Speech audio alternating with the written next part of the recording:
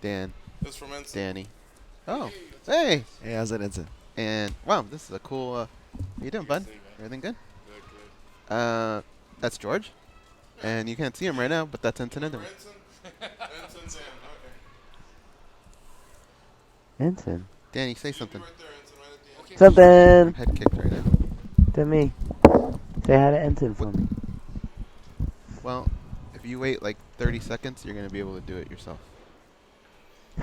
Our producer wants to say hi to you. Our producer, he's in New York. Can you, oh, I think it is. Hi, Enson. Alright, he's on Kind of Danny. sounds like what I sound like now. Hi. Hello. A good one, Danny. That's it, Danny? That's all I said was say hi. Oh. I didn't say anything. And he did. Hello, Enson. I'm Danny. I'm going to be producing over here in New York. It's great to have you on the show. I'm going to tell you what he sounded like. He's going, hi. So I said, hey, it's Enson. And he went, oh my god, it's Enson. Oh, tell him I said hi. And then I put him on. I didn't know I didn't wow. know if he was gonna be on the show. I thought he was just walking in the studio. I was like, oh, cool, say hi. No. Speaking of which, should I let the Got up editors 30. know and add to the preview? I'm in the process of posting preview right now. I can add yeah. I can add them in if it's not Okay. too late. Yeah. And then editors, do they know? No. Okay, I'll let them know. Oh, George, I need a phone number. 4? Oh, yeah. Yeah. We're calling we're coming up in 10. international. Enson, Oh, this no. is beautiful. Coming Thank up at you 10. so Stand much. by. You picked it out, man. I know, but I didn't, well, I didn't expect it to be on this Okay. level. That happens When a I lot. opened it up, it like shined and everything. I was like, oh my god. It's a nice This is your captain speaking. We are making our descent into Las Vegas McCarran Airport. On behalf of our crew, we'd like to thank you for flying MMAjunkie Airlines. Now please fasten your seatbelts and put your tray tables in your upright position because the descent is gonna be a little bit bumpy. Alright, Junkie Nation, it's time to roll, baby, on MMAjunkie Radio with Gorgeous George and Gold. This is what we doing while we do it, baby. All night long, we rollin'! Yeah! The MMAjunkie Radio revolution is upon us. Can you dig it? There's no escape. No escape. Through the vast frontier of cyberspace and through a sea of stars in outer space. One small step for man, one giant leap for mankind. We've solidified our combat communication stranglehold. We are controlling transmission. With the use of MMAjunkie Radio and SiriusXM satellite radio technology. MMAjunkie Radio. Commence transmission.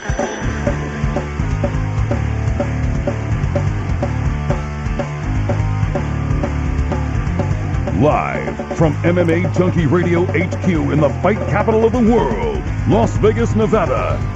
Here are your hosts, Gorgeous George and Goes. From the fight capital of the world, inside the beautiful Mandalay Bay Racing Sportsbook, you are listening to the MMAjunkie Radio Show, the only show that matters. I'm your host, Gorgeous George. With me, as always, is the devious and dastardly Goes, Ari's co-host. To my left, it's the fight analyst, Dan Tom, producing as always back east. Danny Otto, our special co-host for the first hour. It's Enson Inoue, former UFC, Shudo, and Pride veteran. What's up? Good morning, everybody. What's up? Good morning. How you doing, Morning. Enson? Good, very good. Look at them bracelets. Destiny forever. You guys are always asking us about the bracelets, and we tell you, but I think one thing people forget about marketing is saying it over and over and over. That's how Taco Bell got me, Goes. They kept talking about those taco shells that were made out of Doritos. I remember that. And I kept thinking, well, I love Doritos, but Jesus, I don't know if I really want to mix that with Taco Bell. I was trying to get away from Taco Bell. And one day I clearly remember telling you when we lived at the apartment, enough! It was a commercial that I just ran. Enough! They got me. And I said, how many of those do you want? And I came back with like 10 or 12 of them. They were pretty good. But sometimes it's like bulldozing marketing. You know what I mean, I didn't Enson? You realize say it that. over and over and over. That's why, for those of you that ever reach out and say, hey, I'd like to advertise, we'll give you this junkie code. No, man. Because, well, you know what? A few weeks are going to go by, and it's only a few orders are going to come in. I mean, you know, unless you're like some powerhouse like ESPN or something like that, yeah, of course you can get inundated, but it takes a while. It takes a while. You need to let the hosts talk about the product. You need to let the product get out there. You need to hear it over and over again. And then all of a sudden, 6 months in, a year, and then all of a sudden it starts to take off. At least that's how I've seen it. If you're an international superstar like Cristiano Ronaldo, he could pretty much put on a T-shirt and go, "Hey guys, these are available on CristianoRonaldo.com." He's got millions. He's got 100 millions, or the Kardashians or something like that. Yeah, the orders will come in.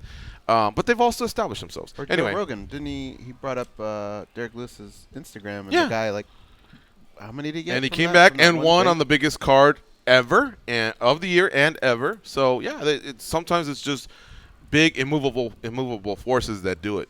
Anyway, thank you so much for the last one you gave us. It looks great. What's that one called? That blue one? This is actually just a memorial one. My friend who passed. Oh, I'm sorry. What the wife did was she gave all his. He had like 19 bracelets, but he went and she gave it and passed it out to all the people important. And this is one of them. He loved Vegas, so every time I feel like taking him to Vegas. Was this a recent loss? I think it was like a half a year ago, maybe. Okay. Yeah. That's a beautiful bracelet. Yeah. I mean, I get compliments over and over. Right. A lot from the MMA community, a lot from my friends. Awesome. And I tell them destinyforever.com. And then I try and follow up because, in conversation sometimes with a drink. Yeah. You get home, what was it again? And then, so I try and follow up. Hey, it was nice to see you. And you made a comment. Here it is again. And I'll send the complete link, cool. Thank you, man. Because, I really think you have a beautiful product. Thank you. And again, thank you for the gift. Actually, this Saturday, and this is probably a good question for you. Pearl Gonzalez saw him, right? She liked him, but she was asking, are any of these healing stones? They're all healing stones. They're all healing stones? Yeah. And they all mean something different, right? Because I think I remember seeing it in the pamphlet, like a description of what. Yes, yeah. They're all healing stones, and they have different properties. Yeah. What's going on here with this one? That one's all crystals. All crystals. Yeah, this is that's for protection, energy, positive energy. I like it. I woke up in a good mood today. I need to put one on this side because my left hip's been out for like 2 weeks. So, but it's starting to get better. It really is. All right. So, Enson, on the way in, you asked me about Saturday night. We're still reacting to it. Oh, Man, God, it was crazy, wasn't it? Give us your thoughts. You were a guy that stepped in the octagon before. You're a guy that's faced a heated rival. Sometimes it's been friendly and respectful competition. So you have experience that we don't. But what were you feeling on Saturday night when you saw the card as a whole, and then that main event, and then the unfortunate incident that happened after? Well, I was excited about the card. I actually bought it on a Fight Pass, watched it in my room. So I was excited about that. I thought Conor was going to win. I just thought he was just too agile and would move too good for Khabib. I underestimated Khabib's pressure and his ground control. But, the whole fight was, it was awesome because it kind of went back and forth, First 2 rounds, Khabib, and then third round, Conor, and it looks like, Khabib's not getting the takedowns now. And then Khabib comes back in the fourth. So it was kind of a seesaw, which, as a fan, it creates a lot of emotions during watching the fight. Of course. So I loved it. I enjoyed it. And then after he won, I kind of thought that Conor deserved something. After all, the way he trash talk was a little overboard. So when Khabib kind of pushed him on the head and kind of said something that's perfect. And then he jumps out of the octagon, and I'm like, oh, no. It's kind of disappointing what he did then, I think. But as a fighter myself, being in the ring, and someone like Khabib is not fighting for sport. He's more of a martial artist. So I think he takes a lot of the emotions a little deeper. So already, just without any controversy, any rivalry in the ring, when you're fighting and you live through it and you defeat your opponent, a hand-to-hand combat, man-to-man against another man, it already creates a lot of emotions. Some people are super quiet, will scream out because emotions are hard to control at that moment. But with the rivalry and with him insulting his religion and his father, I think it probably got the best of him. Yeah. Did you hear the videos of them talking back and forth during the fight? No, I didn't. Yeah. So he's hitting him and he's telling him talk now, let's talk. Is that what he was saying? He's getting him during the fight, but then when they get up against the cage, that's when Conor tells him it's just business, mate, or something like that, right? And then that was strange.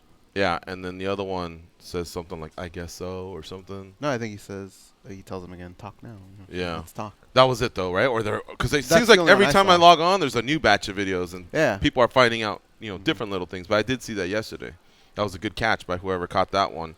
You could also see, right before he threw the mouthpiece, you talk bad about my dad or something like that, he said. Yeah, he and took I'm it wondering, really personal. He Yeah. did. And I'm wondering, had he gotten up and Dennis just stood there as a cornerman who should respectfully, you enter the cage and usually they exchange handshakes. So had he just stood there and left it alone, would Habib have just stared him down, and then he comes down, and then we go through the whole proper ceremony at the end. Somebody gets their hand raised, maybe an exchange of hands or hugs, and then maybe they interview Conor and then the belt. Or because if you see, Dennis actually said, "Come on, let's go." Yeah, So that may have been that last trigger to keep escalating. You know what it is? Yeah. You know what it's like when you become more primal, and it's going to take a lot of people to stop you. You know what I mean? We've all been there, and I'm wondering if that could have made the difference. Definitely did. I think it definitely did. Okay. That provoked it too. I think already at a control level where Khabib was having a hard time controlling his emotions. Yeah. Then Dennis just brought it over the edge, I think. Oh. And this is not over. Like, think about Conor McGregor's position right now. He insulted all of Brazil in the Aldo fight. All right, so you got that country hating him. He insulted all of Russia. He insulted Khabib's religion, which is Muslims. the most in our population. These are things that he's gonna have to deal with for the rest of his life. Yeah. Like that's not fun, man. Like I said yesterday, you can't be a part-time gangster. It doesn't just end in the cage. Sometimes you cross lines, and he's crossed some pretty big ones. He sure has. It's unfortunate that you can't just leave it at that and build towards the new fight. You know what I mean? It seems like some of this will spill over. Mm-hmm. And at some point in today's show, I want to discuss should the UFC, because Dana White is adamant about the fact that what happened in Brooklyn tells the story, and that's why they used the market the first fight. So the question is, when he was asked about that, he says he doesn't feel like he made a mistake. But now, will they choose to not use this footage to market the second fight if and when it happens? Which, of course, we're hearing that Conor wants a rematch, and we can go into another debate whether it should be immediate or Conor or down asks the for road. he gets usually. That's true. So the question is, will they now use that? Because by not using it, it's a form of admission that, that might have been a mistake. But, Dana, he'll just say, we just prefer not to, or whatever. Mm-hmm. So we'll wonder, we'll wonder about that. They have to stay consistent. True. I think so. Yeah. All right. We have reshuffled the schedule a little bit for today to accommodate a guest who is in Brazil, who won at UFC 229, but he can only go a little bit early. So what we'll do is our guests are going to be early today. Usually they're towards the second hour. We'll talk to them, and then towards the end of the last 90 minutes of the show or the last 75 minutes of the show, we can just sail away and discuss all this stuff. McGregor versus Nurmi. Should they rematch? Should they not? The calls can still come in. You can share your thoughts on what Saturday did for you. Saturday exhausted many. It was really, really a long night, man. A lot of emotions to process for media and fans, and it spilled all the way over into yesterday's show. We had a lot of calls, and we had a lot to say, and I feel like this is going to be pretty much the tone at least for another few days. And, of course, this week we have 2 Bellator cards and PFL 9. So we'll definitely have to be turning the page at some point. All right, it's MMA Junkie Radio on Fight Nation Channel 93. Stay close. We're going to take a quick break, and we'll be right back with Vicente Luque, UFC welterweight, who got a win this past weekend over Alan Patrick, right? No. Scott Holtzman. What are we talking about? Yeah, he got a win. I mean, tell you about that. Jalen about Turner. a bet that Yeah, somebody exactly. Yeah. Jalen Turner. It was Scott Holtzman that beat Alan Patrick, and we'll be right back. And this is Enson Inoue, our co-host for the first hour.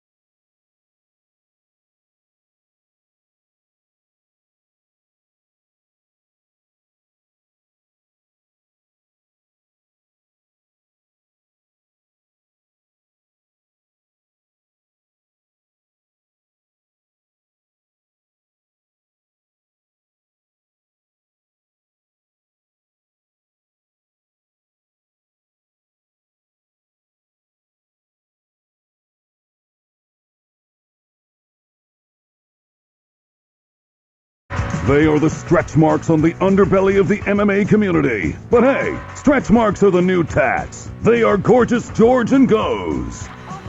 Get the radio channel numbers and a link to listen to your favorite NFL, college football, or National Hockey League team sent right to your smart device. Just go to SiriusXM.com/sports today, then click Add to My Calendar. All right, we tried to connect there with Vicente Luque, and one mistake that I've made in the past, and I want to make sure I'm not doing it, is 859. Yeah, I sent it to you right, Danny. Try one more time. Let's see. Because Okay. he's talking to me on WhatsApp, but maybe he thought the call was going to come from me, and I'm letting him know 212 or 646. So give it one more shot. Let's see if he answers. Will do. I'll So let you know. I've often messed up like a number, Mhm. and then Danny We will all call, and next thing you know, it causes us like a 5-minute delay. Following Luque will be the big black beast, Derrick Lewis, who, by the way, did you hear just in the last 24 hours? If Brett Okamoto's saying it, there's got to be some It's just legs talk. to it, right? And that's that at UFC 230 in New York, Daniel Cormier could be defending against Derrick Lewis. Now, that would be less than a 1-month turnaround. But it'd be exactly 4 weeks from when Lewis fought. Lewis did go, you might as well say, the whole 15 minutes. He went just 11 seconds short of it. He took some damage. I mean, Enson, is that crazy for Lewis to fight on October 6th and then November 3rd? He's one of those big heavyweights that does have to lose some weight, but when we saw him the other day, he said he was walking around at 270, so his cut to 66, 266 was only 4 pounds. Now, I don't know what it took him to get to 270, but he said he was doing a little bit better. Now, that said, a few days later, he was also having some cardio issues. So he said it himself, I'm not even ready to go for a 5-round. I can barely go in a 3-round fight. I don't know about a 5-round fight, but yet it seems like they're propositioning him. Now, as you well know, money talks. And if somebody's got a big briefcase in front of you, you'll fight Godzilla. Yeah, you know what I mean? And you'll yeah, do it on 2 yeah. hours notice or 2-minute notice.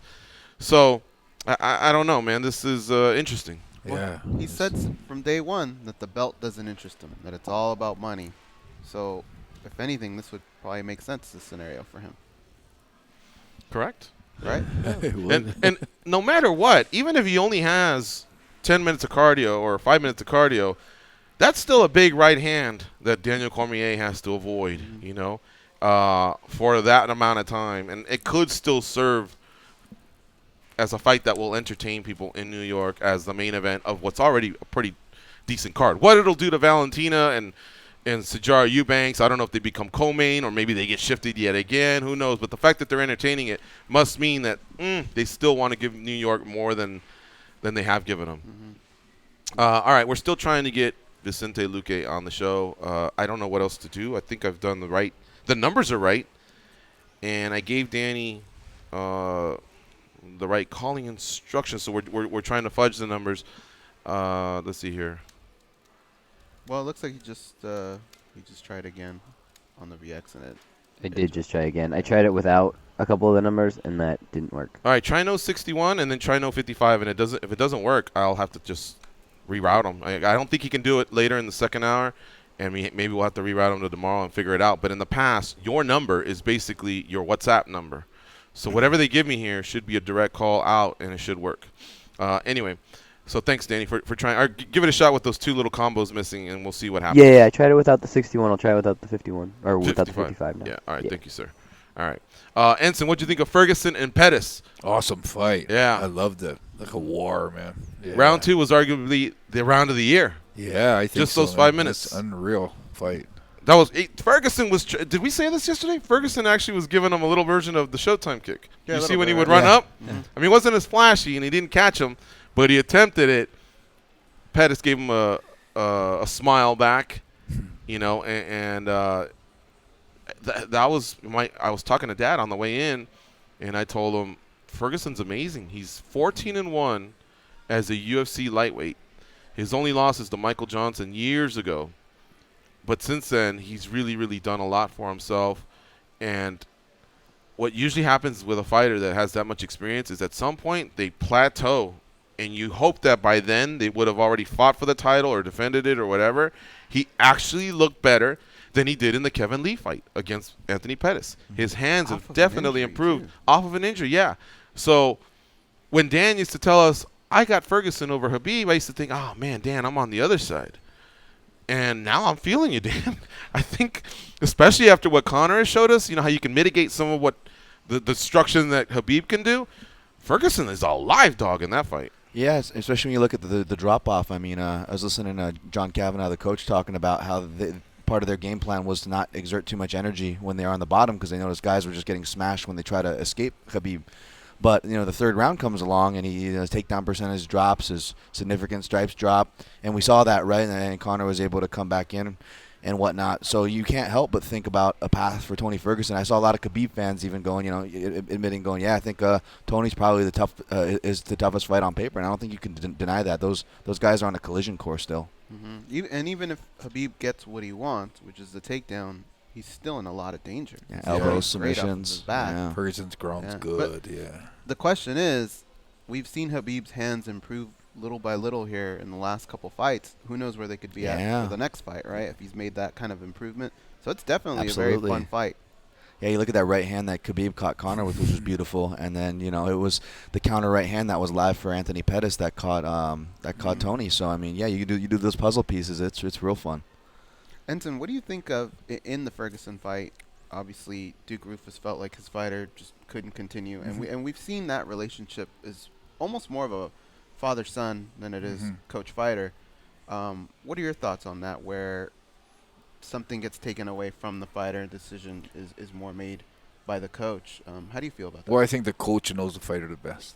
So not only just his opinion, I think he knows, looking at Anthony, how he feels, his eyes, how he answers certain questions.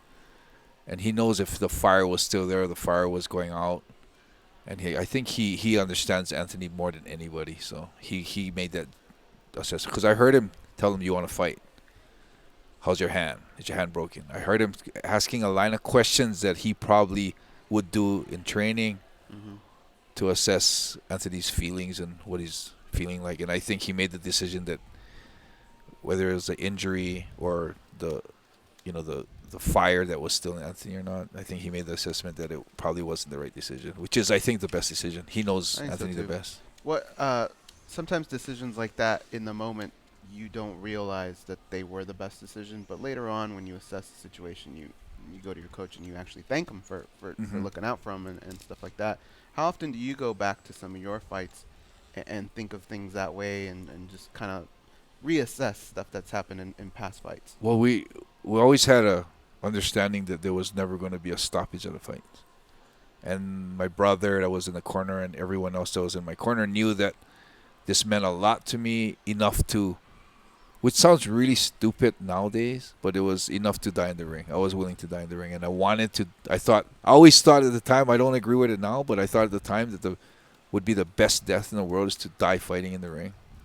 And I always thought that was what I wanted to do. Man, that still sends shivers down my back when you say that. Yeah, if you read his book, you'll understand why he felt that way, though. So the corner knew that. And there was never going to be a towel thrown in. So there's never a fight that I regret that. In fact, I'm grateful that they didn't, because I discovered so much about myself, and the legacy that I have is because the fights weren't stopped. So.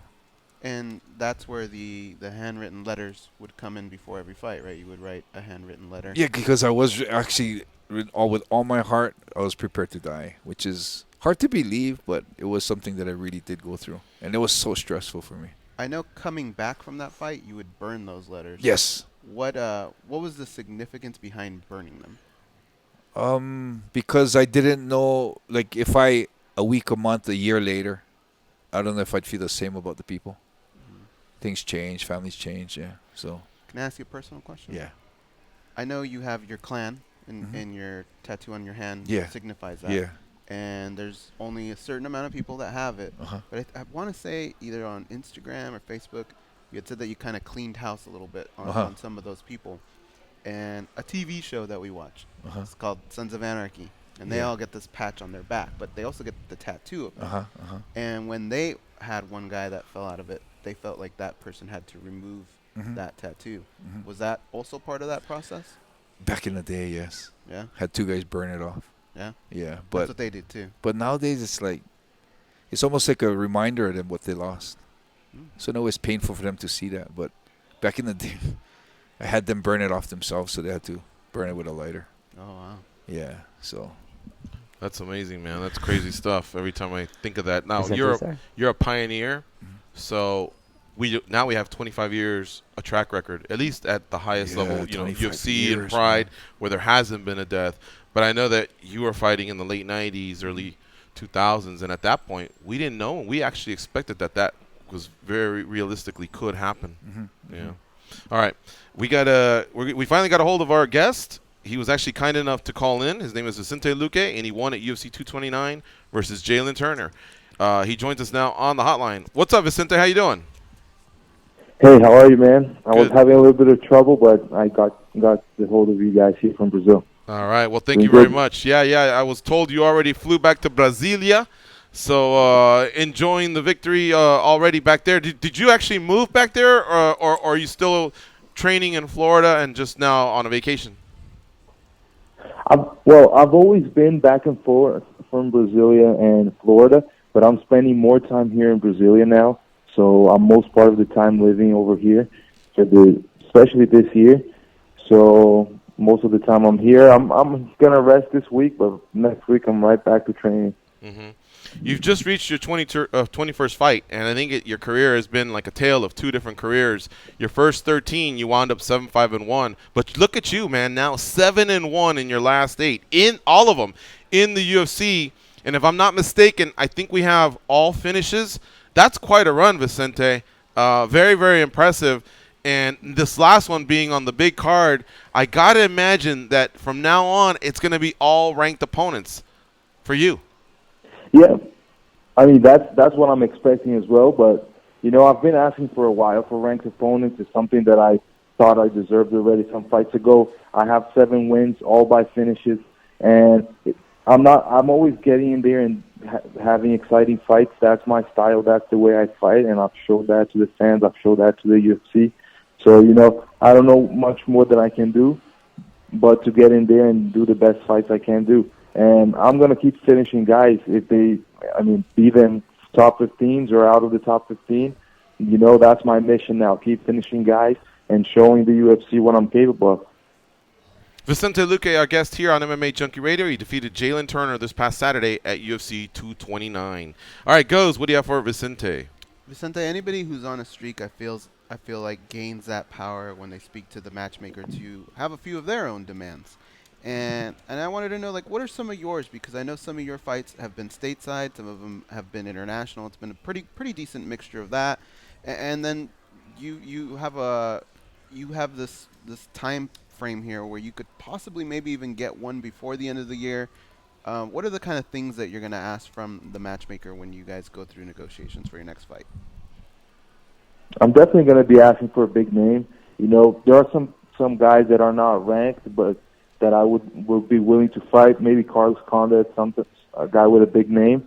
But a guy that I've been looking forward to fighting is Masvidal. I think he's a guy. He has a style that me and him would put on a great fight for the fans, and I think it would be definitely a knockout. I mean, he's going to come in to try to knock me out. I'm going to go in there to try to knock him out.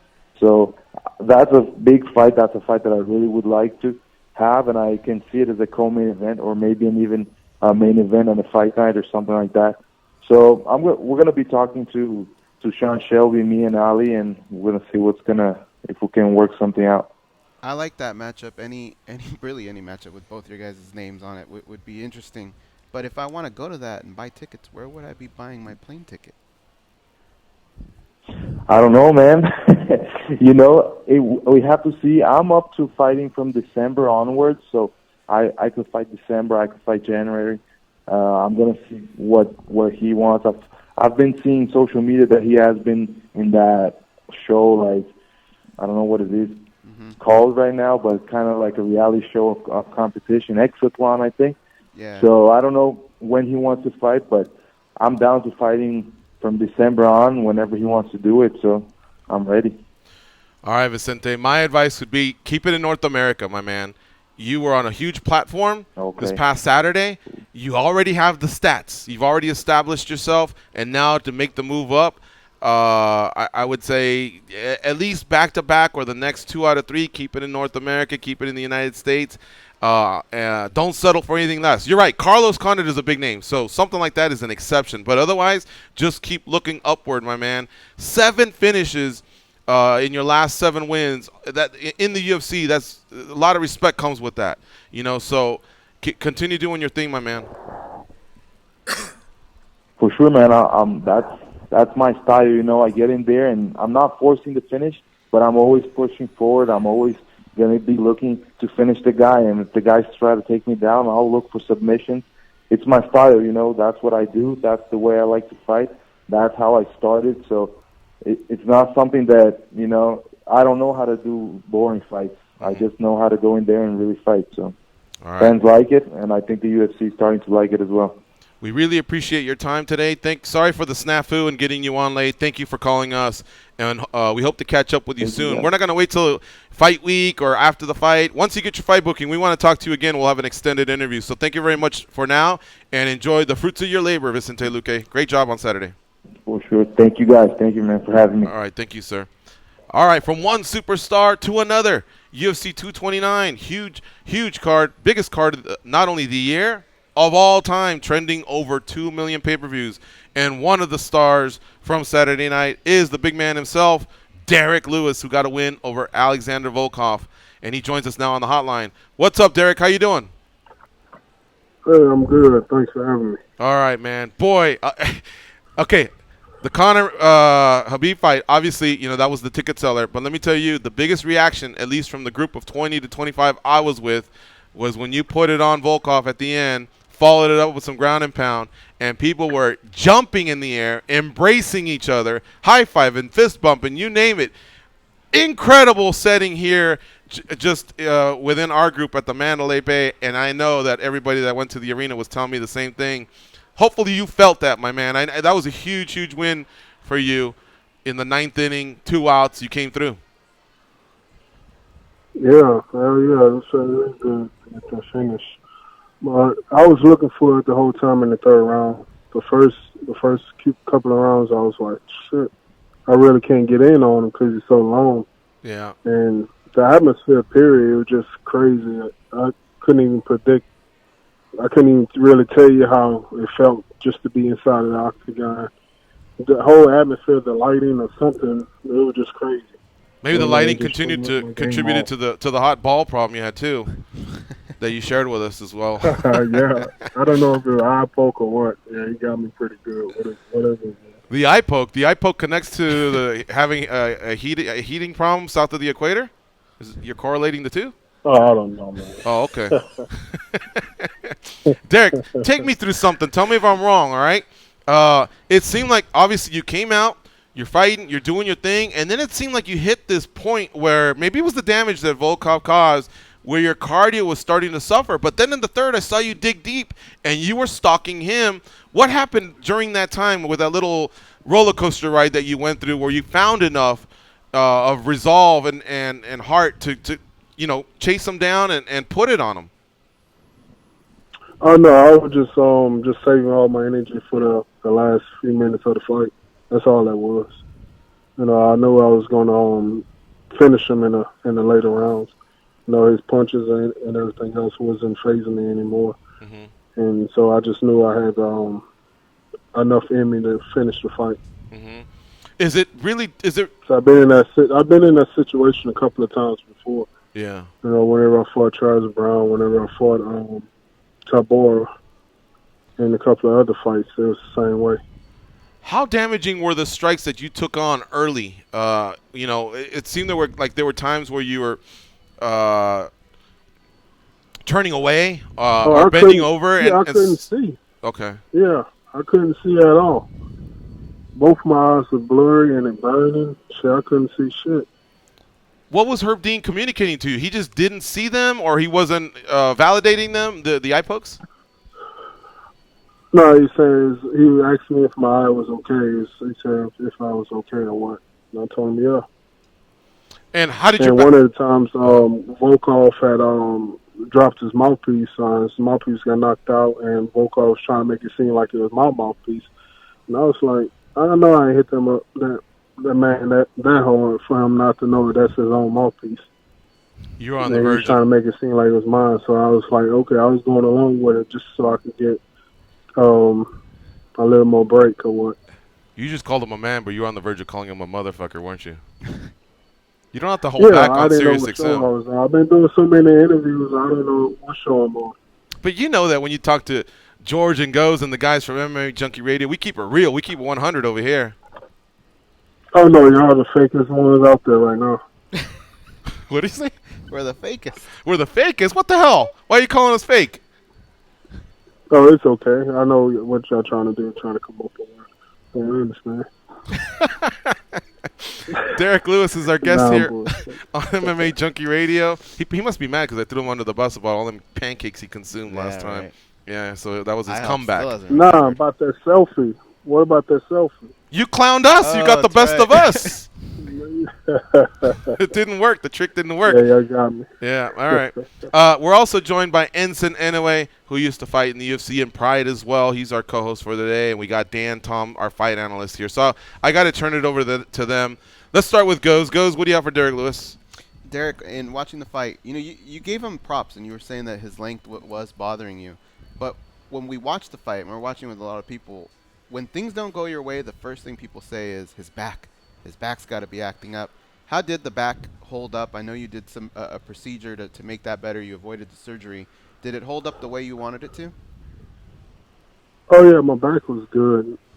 And probably after the fight, I noticed my back was hurting just a little bit. Then it went away, but my back was good. Did you get a chance to talk to Dana? I know in the last fight he wasn't too happy, and you took it like a man in the press conference. Did he maybe No, I give you didn't some talk words? to him at all. Nothing? I didn't talk to him at all. No. Well, it was in the same arena, and I have to say, based on everybody's reaction, I think everybody's just going to forget that happened, and I thought people were pretty excited to see you fight again, so props to you, Derrick. Yeah, I know. Thank God for that. Thank God that's over with for right now. Until the next one. All right, let's turn it over to the fight analyst, Dan Tom. Dan, what do you have for Derrick Lewis? Hey, Derrick, I can't help but ask, I saw the post-fight interviews, and you were, as per usual, really candid with everybody, real honest, saying that you're not sure about how you feel about a title fight, citing about your cardio in 5 rounds. But then I turn on Twitter, this morning, and, there's crazy things on Twitter every day, Derrick, but now I'm seeing that, there are talks going on as far as you and DC. Can you put the truth to that and tell us what's going on there as far as any talks for UFC 230 and you and Daniel Cormier? Talks for 230 or what? Doing what? Fighting already? Fighting already, yeah. I know. It's crazy stuff on Twitter I'm reading. I want you to set it straight for us. Yeah, UFC 230, No. November 3rd in New York. You versus DC. There says there's a rumor out there. Nah, I'm already 300 pounds right now. You think I could cut that weight in 3 weeks? No.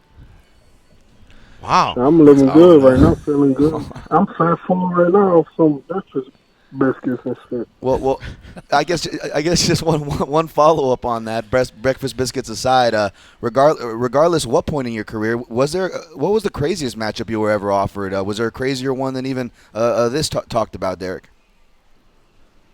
It was one back in the days they offered me to fight Demetrius. Because I guess the UFC was just tired of him not fighting and stuff like that, so they wanted me to fight him. Catch weight. Hey, Derrick, but no, it was on weight because they say all us black guys look alike, so they forgot. Which I wasn't as big as I am right now. It's before I was even ranked, and they sent the contract over and everything for the same weight class. Derrick, for real, you weigh 300 right now? Nah, I'm bullshit. What do you weigh? Nah, I'm still in the 70s right now. I ain't that far away. See, let's pick this guy apart. All right, the next question is, if Ted DiBiase, the $1 million man, shows up with a big briefcase full of a lot of cash, can you be talked into UFC 230 versus Daniel Cormier on November 3rd? No, I don't think so. That's too early. Uh-huh. Okay. All right. Maybe we'll come back to that.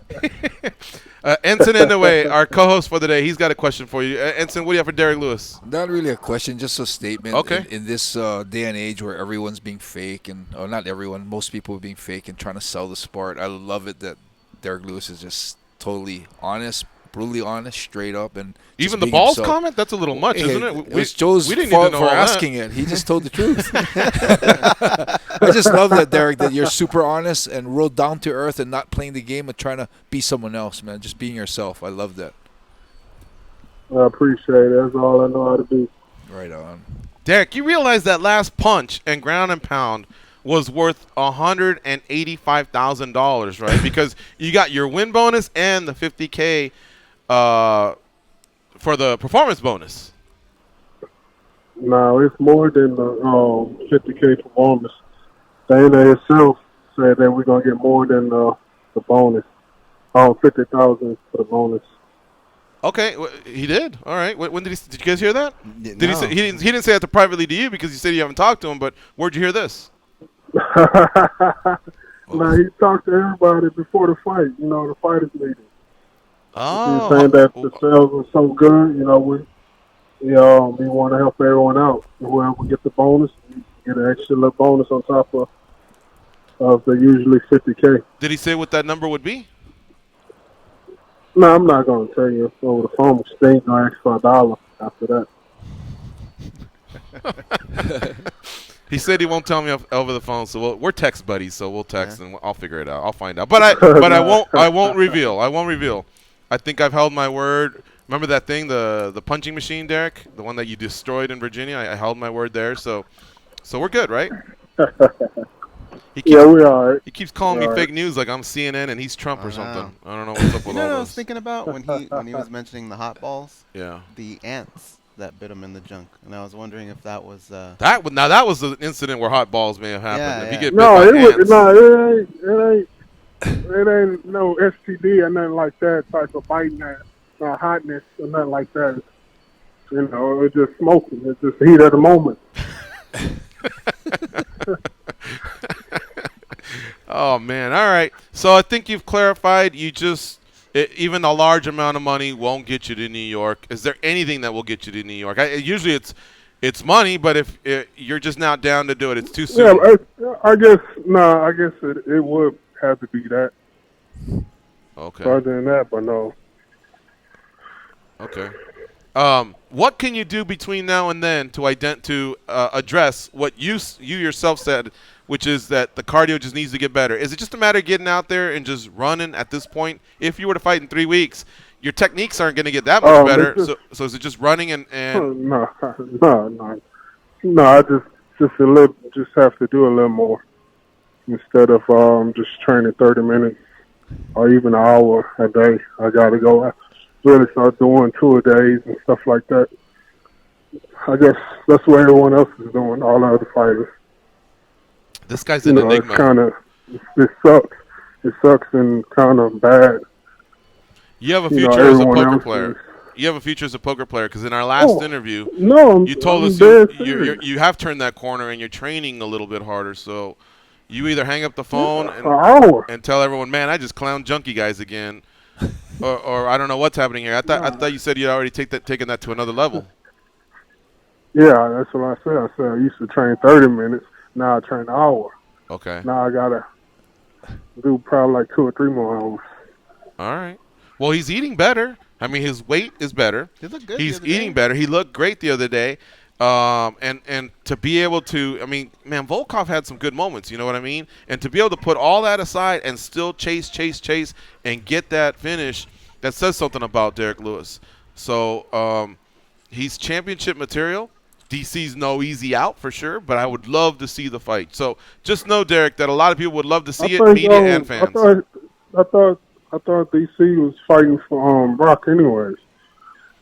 Yeah, but Brock still Well, he still has to finish the USADA stuff, which doesn't end till like January, and the UFC seems to be, I don't know if desperate's the right word, but they seem to want yet another fight for their card in New York. They've come to New York really stacked and heavy the last few years, and I think they feel like that card needs a little bit more.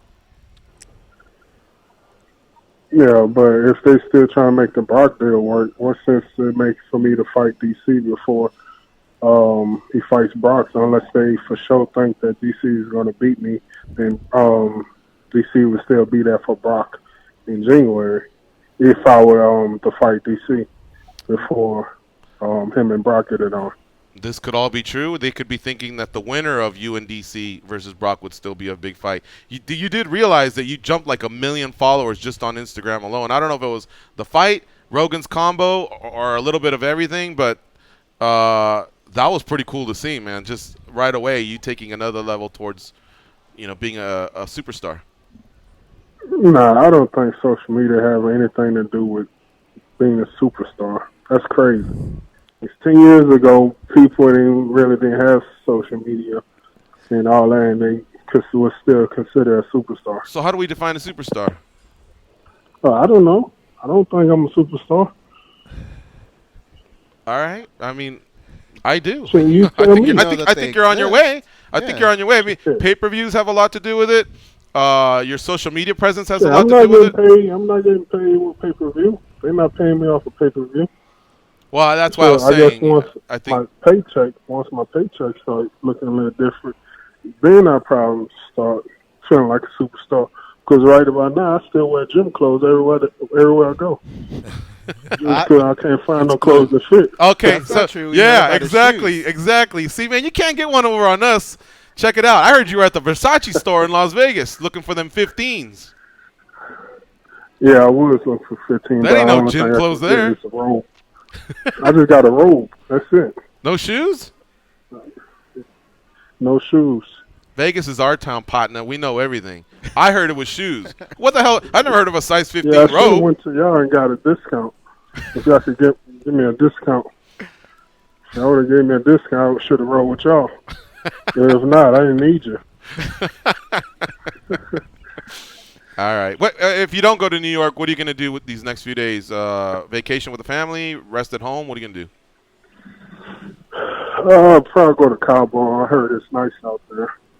Yeah. Keep hearing a lot about it. Probably go check that out. Mm-hmm. What'd the family think back home? I know they have viewing parties. Your kids are getting bigger. I mean, that you're giving them like the thrill of one hell of a ride. With all these big wins. My kids is all happy and excited and all of this and that. But the rest of my family, they all come to me with sad stories, talking about everybody ain't able. They ask for money. And I'm like, shit, that money already spent in my head. Cabo and what else? They not getting a nickel 95 out of me.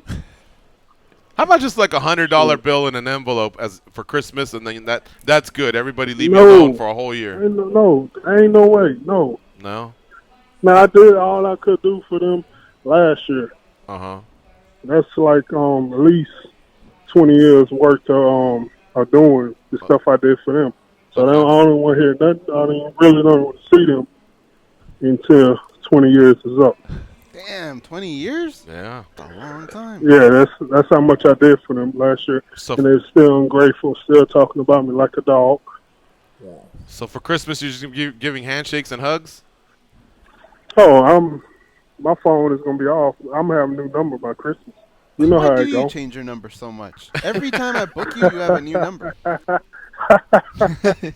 Oh, because I cut people off. Right. I don't have a problem cutting them off,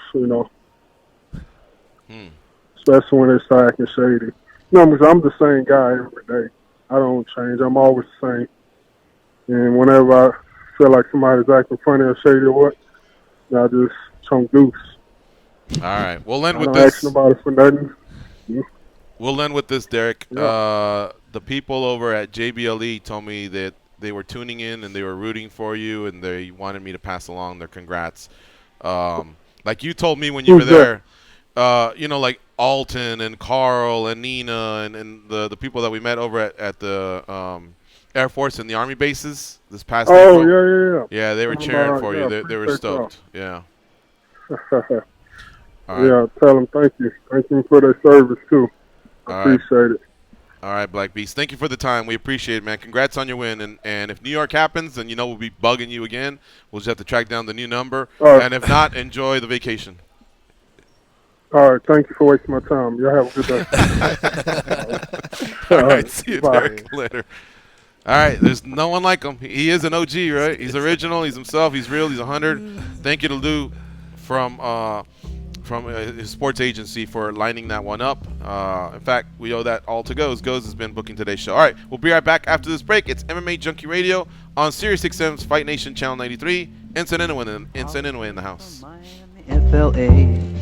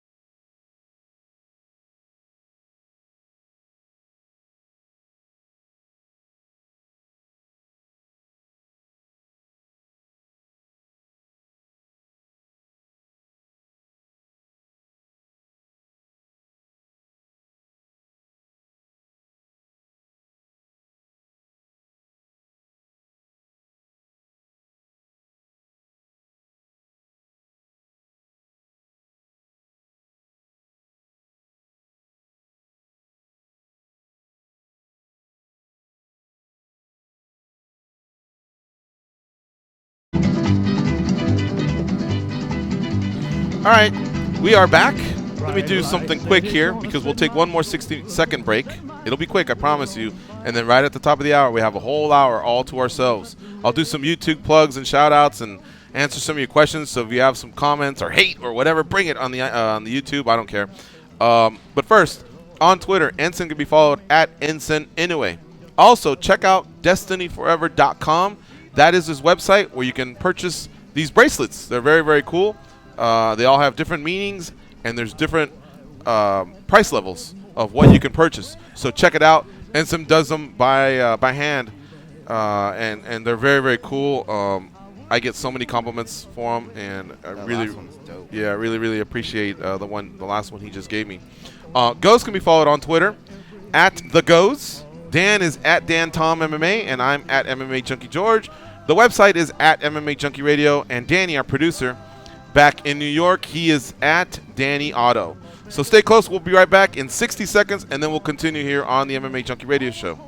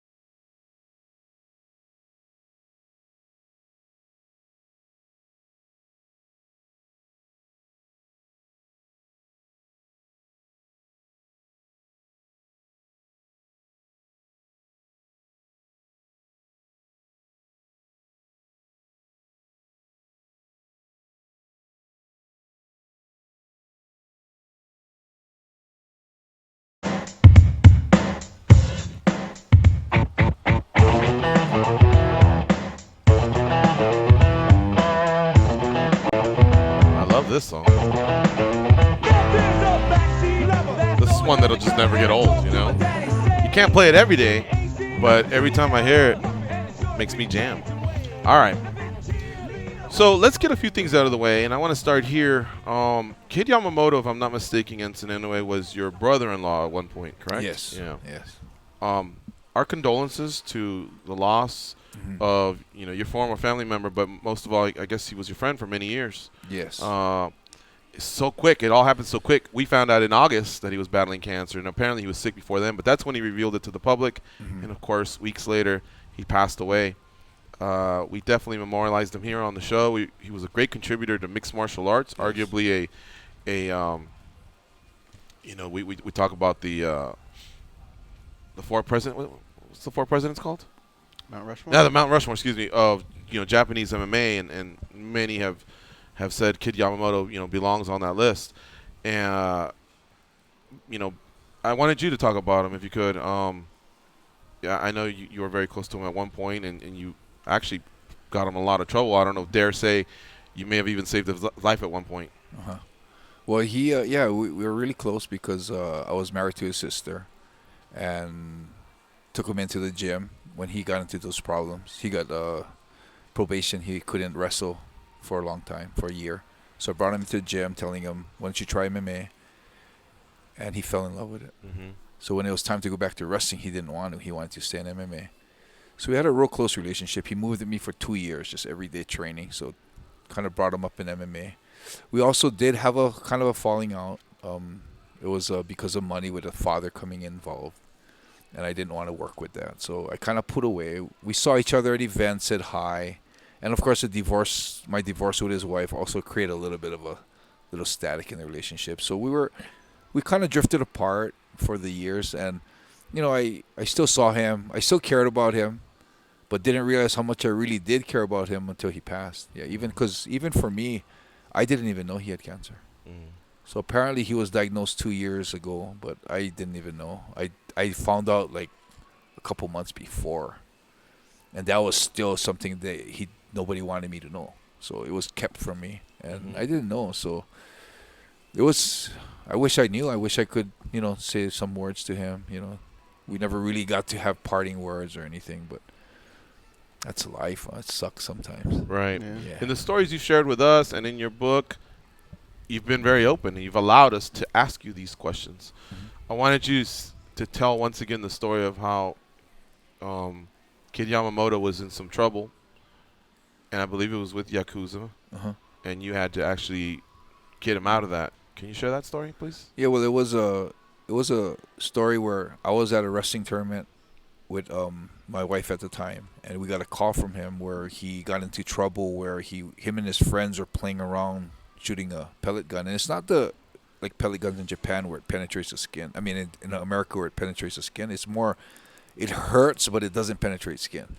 Okay. So they're fooling around shooting each other with it, and apparently a Yakuza guy claimed that one ricocheted and hit him in the face.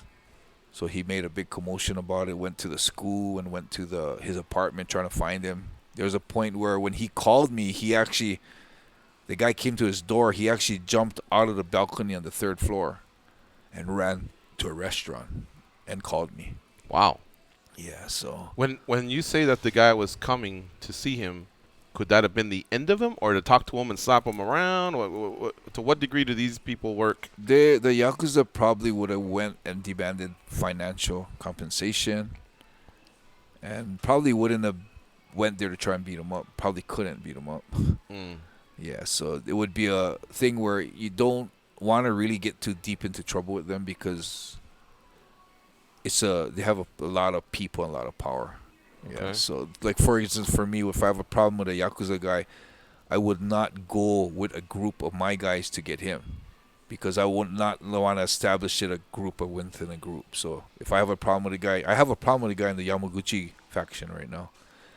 And if I do anything with him, I'm not going to go with a group because I do not want to make it with my group against the Yamaguchi Gumi, which has 50,000 plus people. I'm going to get smashed, So it's just, I'll go alone because it'll be me against him. It's a man-to-man. So I think for Nori, I think for Kid, that instance was a guy probably laying out what the thing was going to happen on the line. You need to do this, you need to do this, and kind of threaten him. And if he didn't abide by it, they would have probably hit the college. They would have probably hit his father's school. The father was a teacher at a school. And they would have hit his family. So to avoid that, he would have to financially take care of it. What kind of a number would get him out of something like that? Depending on what they think he can pay. Oh. Yeah. That's how it would work probably. How were you able to diffuse that situation? I get a lot of respect in that community. And I know a lot of people. I didn't know those people directly, but I made a few phone calls to some friends that I knew that were higher up, and they tapped into the problem and just disappeared like that. Wow. Yeah. Okay. So, it's like I helped them, but not really.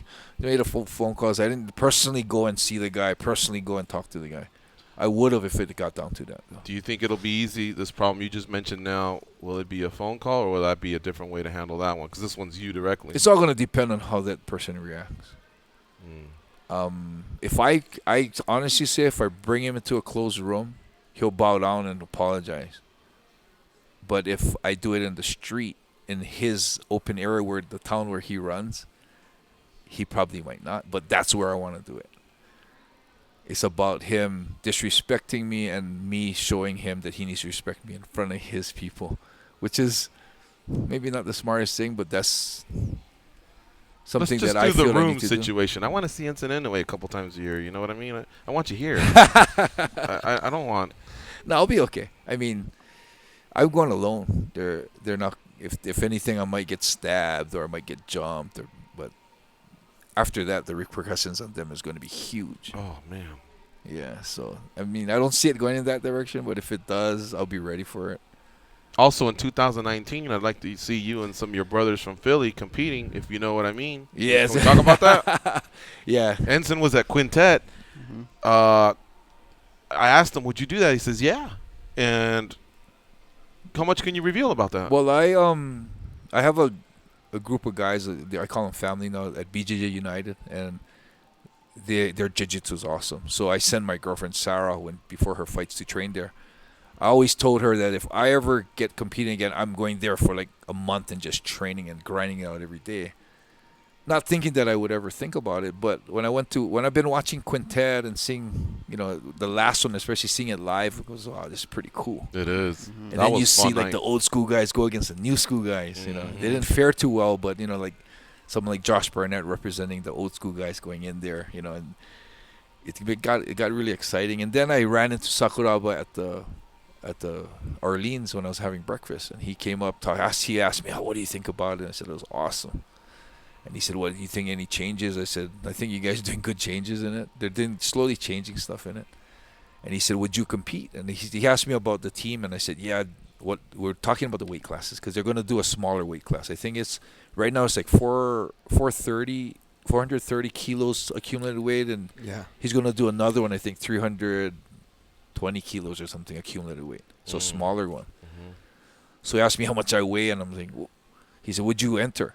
He said, "I want you to enter." And he kept pushing it. And I was like, I could consider it. What would be the name of your team? I'll probably call it Purebred. And it would be with the guys at the BJ United. So probably either BJ United or Team TAC. They have a team that the association, Team TAC, TAC. I was telling the guys, in my next life, I'm going to be a matchmaker. But you want me to put it to the test right now? Yeah. What do you think of? So what is it going to be? Team TAC? Purebred. Purebred, okay. Yeah. Purebred versus Extreme Couture. You know where I'm headed with this? Yeah. I would love to mix with Randy again. Yeah. Enson gave Randy Couture his first loss in mixed martial arts. So that would be fun. There's respect there. There's a story behind it. Yeah. And there's a team there that he could build around, whether it's just his guys there or in Las Vegas. And then with your team, there you go. That'd We're off be and awesome. running, right? That'd be awesome. Yeah. But yeah, I'm definitely going to work towards that. So I've already dropped since January. It wasn't because of this, but I did drop already 35 pounds. Wow. And now I want to get more in shape, more weight training, more. I need more flexibility in my shoulders too. There's a lot of like I was working the Anaconda with the guys, and it's like this side I would have a hard time because of my flexibility in my shoulder, but the other side it works really well. So it doesn't enable me to do all the moves that I want to do with my tightness in my shoulder. So I have to stretch that out. And of course I'm 51, so I don't know how much my body will hold up because I definitely want to go in there ready. I'm not going to go in there not ready. I want to be there ready, and I want to put a lot of hours, hundreds of hours on the mat. So definitely working towards that. The offer is for you to create a team, not for you to join. No, to be a part of the team. Oh, to be a part of someone else's team. I was thinking more on the lines of just creating a team. Yeah. And be the coach. Yeah, and be like part of the the group, but not one of the participants. But Sakuraba was pretty persistent about. He said, "We want you in. It would be awesome to have you in." And just seeing that Sakuraba really wanted me in, felt like, oh wow, I guess I'm still part of this. I'm more not a fan and a spectator anymore. I'm still they're still considering me as a force to deal with. I'm like, wow, okay. They got me excited, and I'm super excited right now. Quintet was awesome. That was my first event, and I had a great time. The only thing I'd say is it lasted, I think, either 3 hours and 15 minutes or 3:30. I can't remember. Long, so the one thing I would do is maybe eliminate a super fight or two. But that's all you can do because you have to have the 4 teams, and then you also need to give them a little bit of rest. So it could be that I just need to accept that. Now, the whole time I wasn't sitting there going, oh, wow, when's it going to end? I wasn't.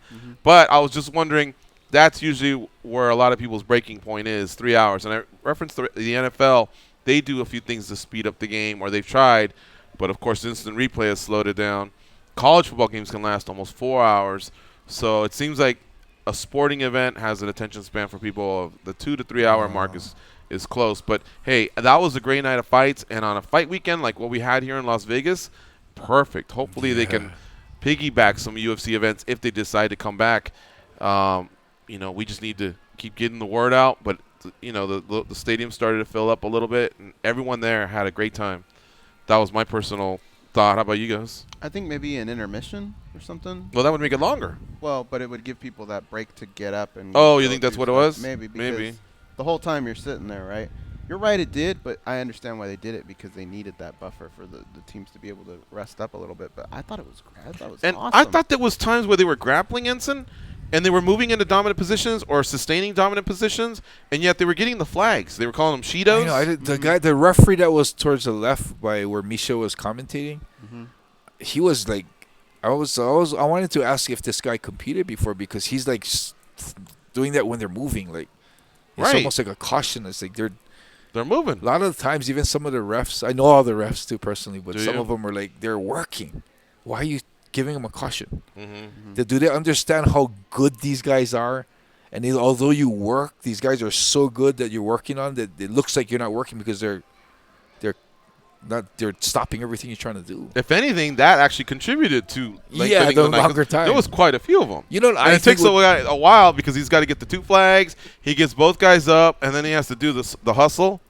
You know, like to both ways. Yeah, I know. Didn't he look like John Travolta doing that? Yeah. He just kept doing that. That was his stalling thing. And then he has to put them back. Of course, the crowd's kind of booing, so it's taking a little bit of the energy away. Took away their rhythm too. That would be my feedback. If you can, I think if you can let Saku know about I'm going that. to talk to Sakuraba about actually shortening the rounds, and if they don't have a decision in it, something like the EBI does.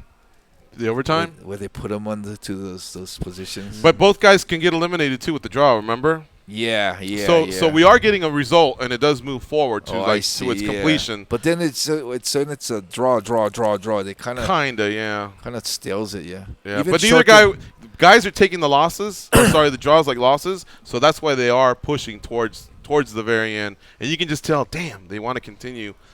Even though they do come to a draw, but they don't. So there's some tweaking we can figure out there. But either way, he's got himself a nice event. Yeah, it is. I think it's a good idea. All right.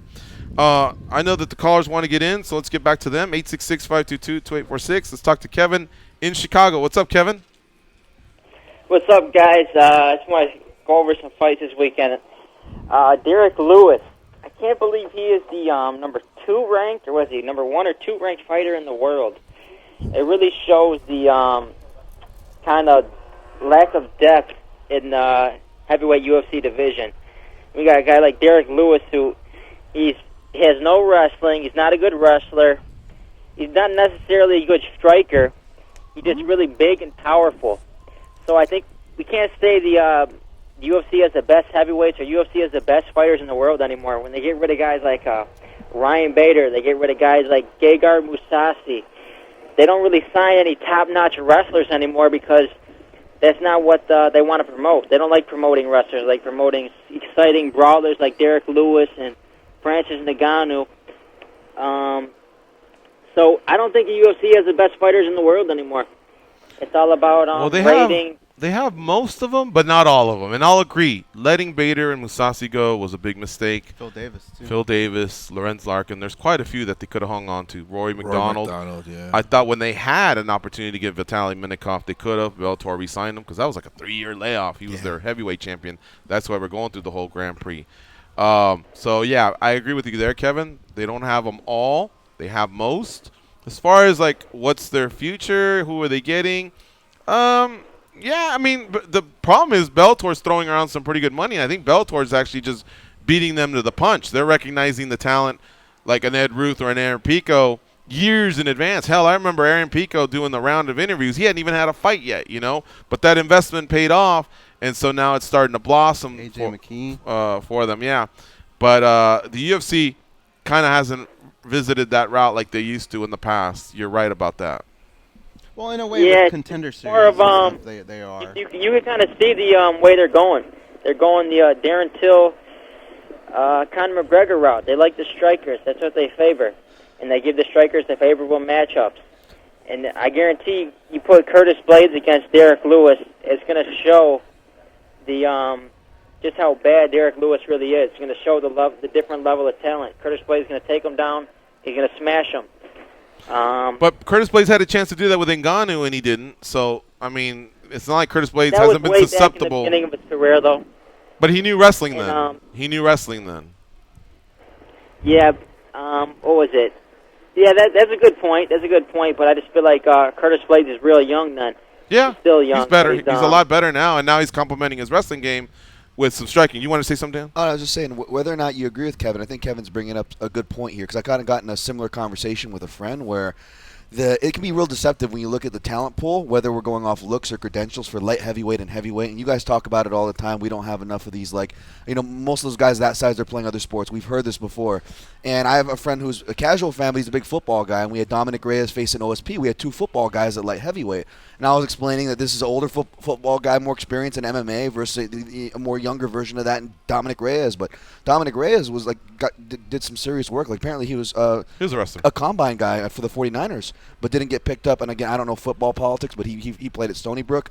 And if you come from certain colleges, you aren't getting looked at. But if you look at his numbers compete with all the actual guys, and I don't know that football world. So essentially what I'm trying to say is, with Dominic Reyes, people are so excited is because we actually got one of those athletes. One slipped through the cracks. One's in the UFC. But even my buddy, who was a big football guy, and I was telling this, he's like, yeah, whatever. Nah, you guys don't get the real athletes yet. Like, there's still this perception out here from casuals to even, like Kevin's saying, hardcores, I think, where, we'll see guys like a Derrick Lewis or this, like, how is this guy when, or, is this guy, talking about training only a half hour a day? Is he a real athlete? And like, I don't share that criticism, but that is the criticism out there, right? And so even though I don't necessarily agree, I hear this point Kevin's bringing up a lot, is what I'm trying to say. Right. And the real athletes, not all of them have it in their fiber to go out there and be a fighter. Johnny Morton tried it. We saw that result. Mm-hmm. And he was a phenomenal athlete. Great wide receiver for UFC or USC. So I don't know, Kevin, but see, here's the thing, though, and I want to see how you reply to this. Would you say, though, that if it's sports entertainment, if there's one component that people don't like in their form of entertainment of mixed martial arts, in consuming mixed martial arts, it's the wrestling? Would you not agree with that? Well, yeah, I agree with that. That's just because that's how Dana White promotes it. He comes from a wrestling background, or he comes from a boxing background. Right. And you saw the way he talked about Ben Askren. He said, he's like Ambien. He puts me to sleep. So when you got someone like that who's disparaging the talent, and he said, he's boring, lame, prey, blah blah blah, then of course the casual fans that's what they're gonna say too. But it's a sport though. That's how it should be treated. It should be treated as a sport. I agree. All right. Good call, Kevin. Thank you. Let's move on to Marco in Waco, Texas. What's up, Marco? How you doing? Marco from Waco, que pasa vatos, and Enson Inoue. How you doing? What's up? I wish I looked like you when I turned 51, man, because I'm falling apart and you're like building yourself back up, and so, damn it, dude. Let me feel that. Only we didn't understand you. Repeat that. But I wish I looked like Enson when I turned 51. Enson's looking awesome. I look like shit. Yeah, Enson. Yeah, you do look good. Like that weight loss. I remember I gave you a hug earlier. I thought I was hugging a tree. I mean, you're rocked up, man. I feel good. All right, cool. Good. Hitting them weights, huh? Not as much as I should. Yeah. Yeah. All right. More trying to drop the weight and flexibility right now. Mm-hmm. Yeah. But he says you look good at 51. Thank you. This guy Kevin, he's talking smack about Derrick Lewis. I mean, first of all, Derrick Lewis is part of the Junkie family, so he should be rooting for him. He should be happy that Derrick is the number 2 contender in the heavyweight division. I mean, what the hell do you want? The guy's been winning his fights, man, and now he's a social media superstar. I don't get it, man. Damage you do and damage you don't. And when it comes to criticizing Dana, then who do you want running the sport? Is Scott Coker? I'm sorry. I don't think the sport will be what it is right now. The sport is good, but he ain't that good. Otherwise, the Strasbourg will be the leading brand of the freaking MMA, the globe. Whatever, man. I'm not going to talk about 229 because we have talked that to death. And we have to move on to PFL and Bellator next week. So, peace out. Have a good day, man. Okay. Can I ask something that kind of I think ties into those questions, but shoot it over to Enson to give his opinion? The last couple callers were saying something, and to be honest, it's been in my head of the recent months where we're so used to calling it a sport these days, where it's evolved to that level, but then now there's this other conversation that comes up and goes, okay, is this really a sport or is this fighting? And I think that comes when you got these callers, for example, we're judging fighters, whereas like I don't look at a guy like Derrick Lewis as an athlete. I look at him as like a fighter, and that's why I'm a fan of him, is because he's a fighter. And some guys, we always have that conversation, is this guy more of an athlete or a fighter? But I feel like that conversation sometimes, I want to get your opinion, I guess. Instead of putting that on the fighters, how about the sport itself? Is this really a sport, Or at the end of the day, even in our evolved version that we're at today, Enson, do you still consider it a sport? That's. I think a lot of different fighters will have a different opinion on it. Right. Yeah. Right. That's the problem we're having, yeah. Right. And then sometimes now when you have another phase of it is martial art, sport, entertainment. Yeah. Now it's like, is another aspect involved in it. And the problem I think Dana's having is there's guys like Habib that is fighting as a martial artist. And that's when the insults and everything is personal. And it's like, he kind of wrote it out where he said he's not shaking hands after the fight because it's not about selling the fight. The fight means very little to him considered to all the things that he was insulted on. So I think that's a big problem. Yeah, it's hard to distinguish even for me. I mean, the money makes it entertainment. To make the money, you got to entertain. But then the sport is when you want the people to have all the different qualities of the ground, the standing, the wrestling. And then you got the fighters who, like Derrick Lewis, that just win and knock people out. That really don't care about technique, but just want to win the fights. So it's a hard thing. Yeah. I mean, I want it to be pulled more towards the martial arts side, more respect and more honor. But martial arts MMA wouldn't be as big as it is today if it wasn't for all that. But then I think it's gone too much in the entertainment side now, because all that you in WWE you're making a show, you're wrestling, you're building it up by talking all this shit, but you're fighting another fake fight where you're just planning everything to add up to the shit talk. But then in MMA we're fighting for real. Let's keep the press conferences for real too. If you really hate Russians, then say it. But don't say it to sell a fight, because then there's going to be people that's going to take it personal, like Khabib did. So I don't condone what he did, but I probably would have reacted the same way. And in fact, I wrote on my social media, I think Khabib did pretty good as far as sucking it up, because for me, I would have probably reacted a lot sooner than that. The fight probably would have never happened. And so I heard someone say on social media too that I think Ariel Harani said something like, how can you guys be so stupid to link the bus attack to what Khabib did? How can he be so stupid not to link it? Because Khabib was personally attacked on the bus. Conor stated that he went to get Khabib. Khabib's life was in danger. How can you not take that personal? How can that not link to what Khabib did after the fight? I mean... So regardless of whether or not someone thinks it's right or wrong, I think what I'm getting, kind of signing off what you're saying, is not a lot of people understand, whether they agree with it or not, regardless, but they don't understand that code. Yeah, I guess that how certain people take that code too. They might take it. A Khabib takes it much more different than average Joe American guy.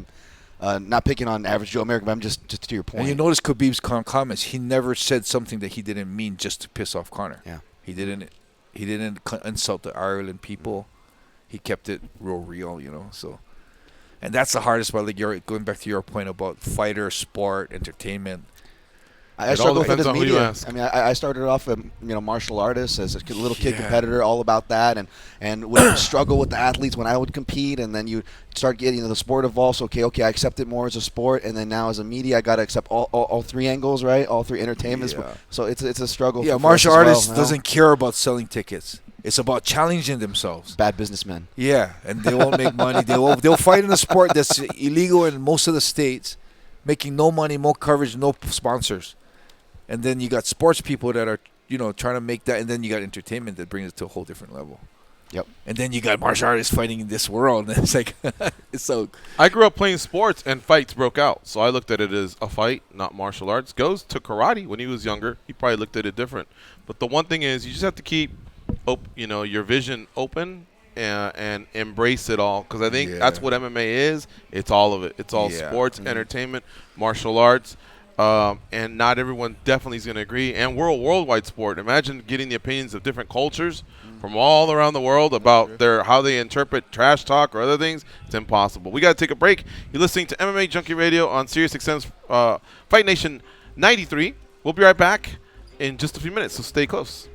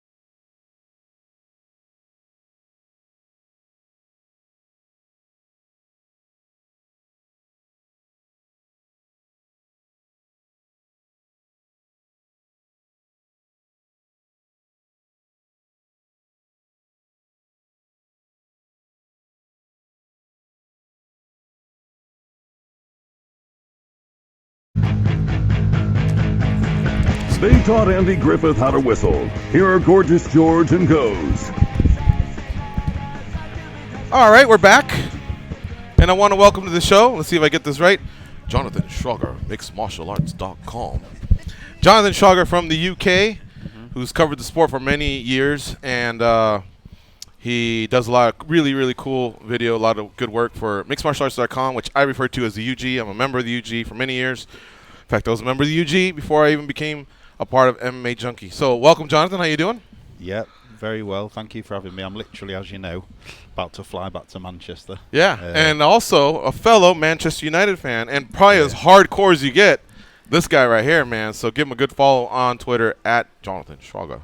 Yeah. That impression, yeah. Everyone gets me with that. Yeah. The whole fight week. So have you ever met Enson? I know you guys shook hands, but so that's Enson Inoue, legend of the sport. Absolutely. That's Dan Tom, our fight analyst, and of course the Goes, my brother and co-host. Yeah, I watch your guys' show. Obviously, I watch lots of different interview clips on YouTube. Big fan, love it. And are you part Brazilian though? Because we agreed at 10 a.m. and it's like 11:30. Yeah, Only they roll late.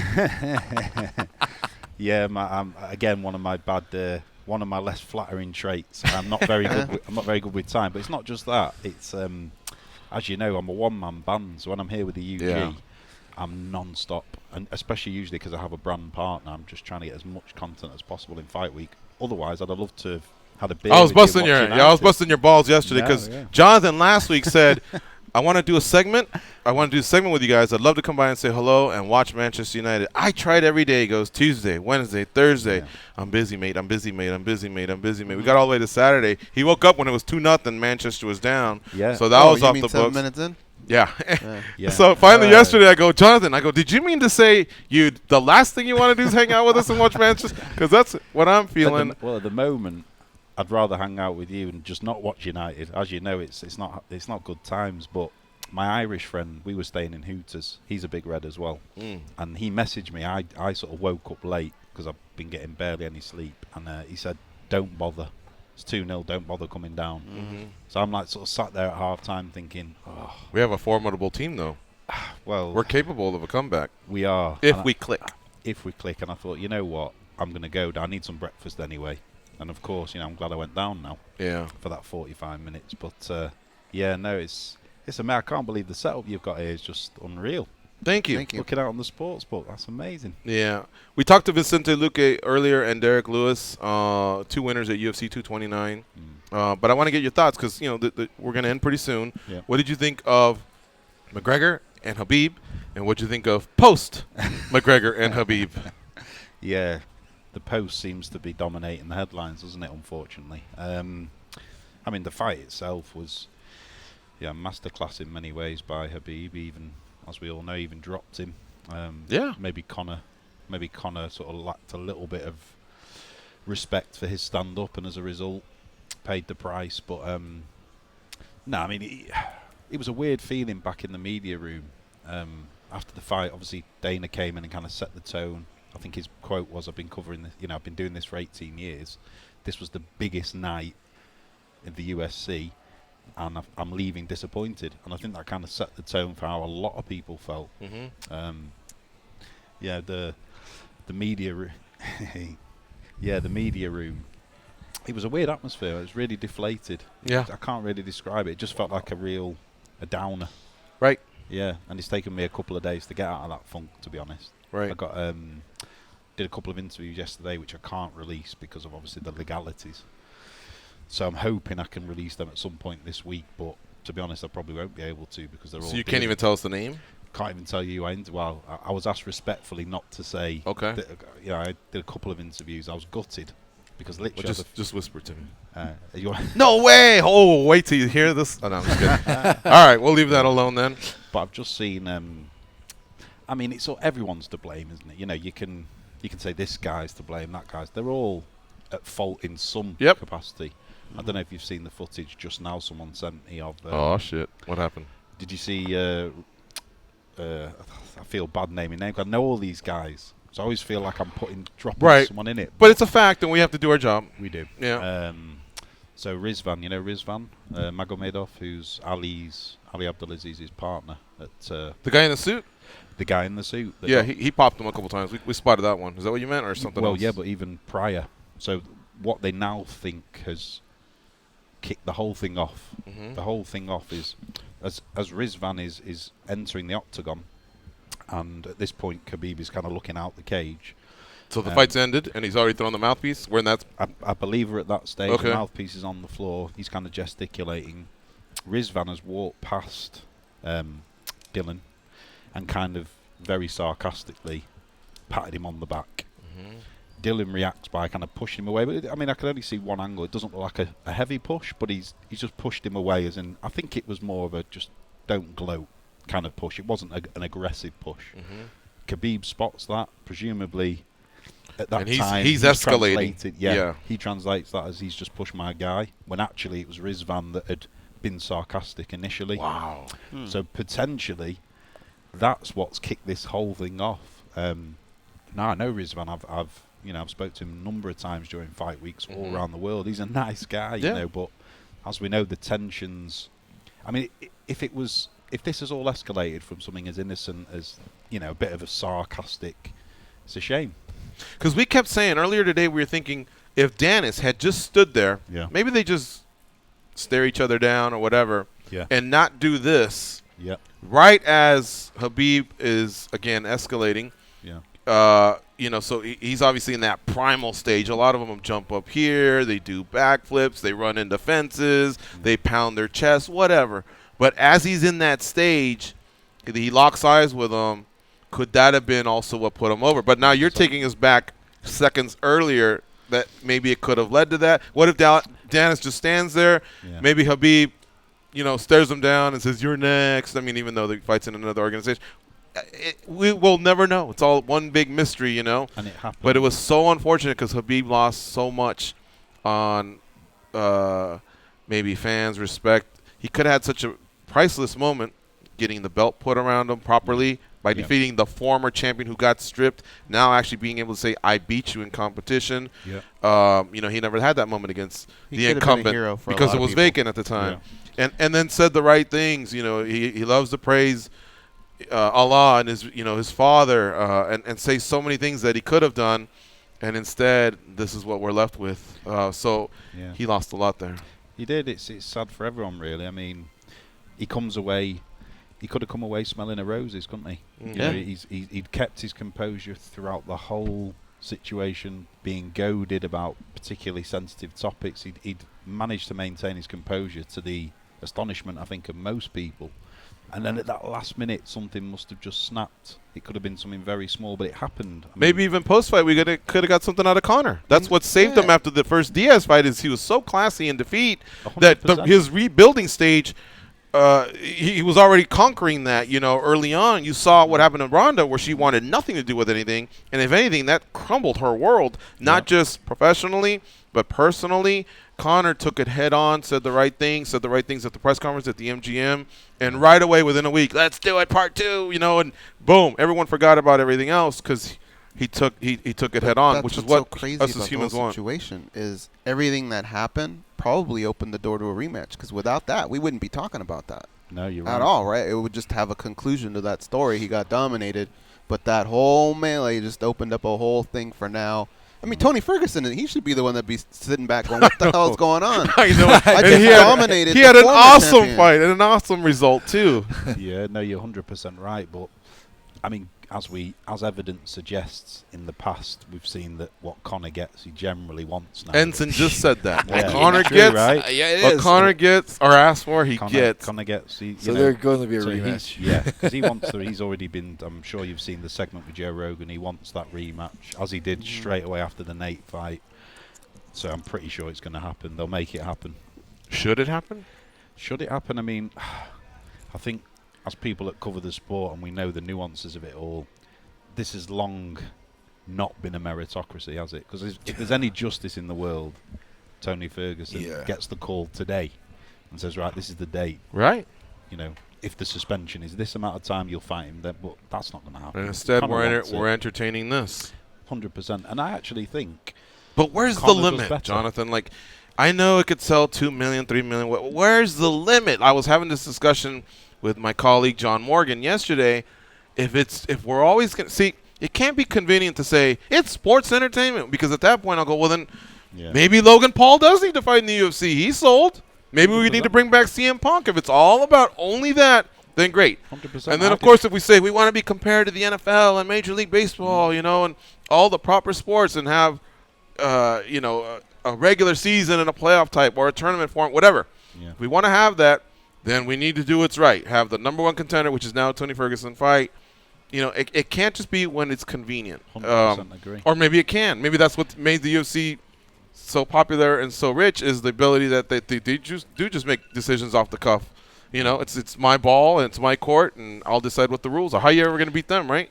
No, you're 100% right. And I think if you look back, people say this is just a modern phenomenon, that everything is dictated by pay-per-view numbers. And, there have been fights in the past that were a little bit circus-esque in the UFC. Look at James Toney when he fought Randy Couture. There have been elements of that.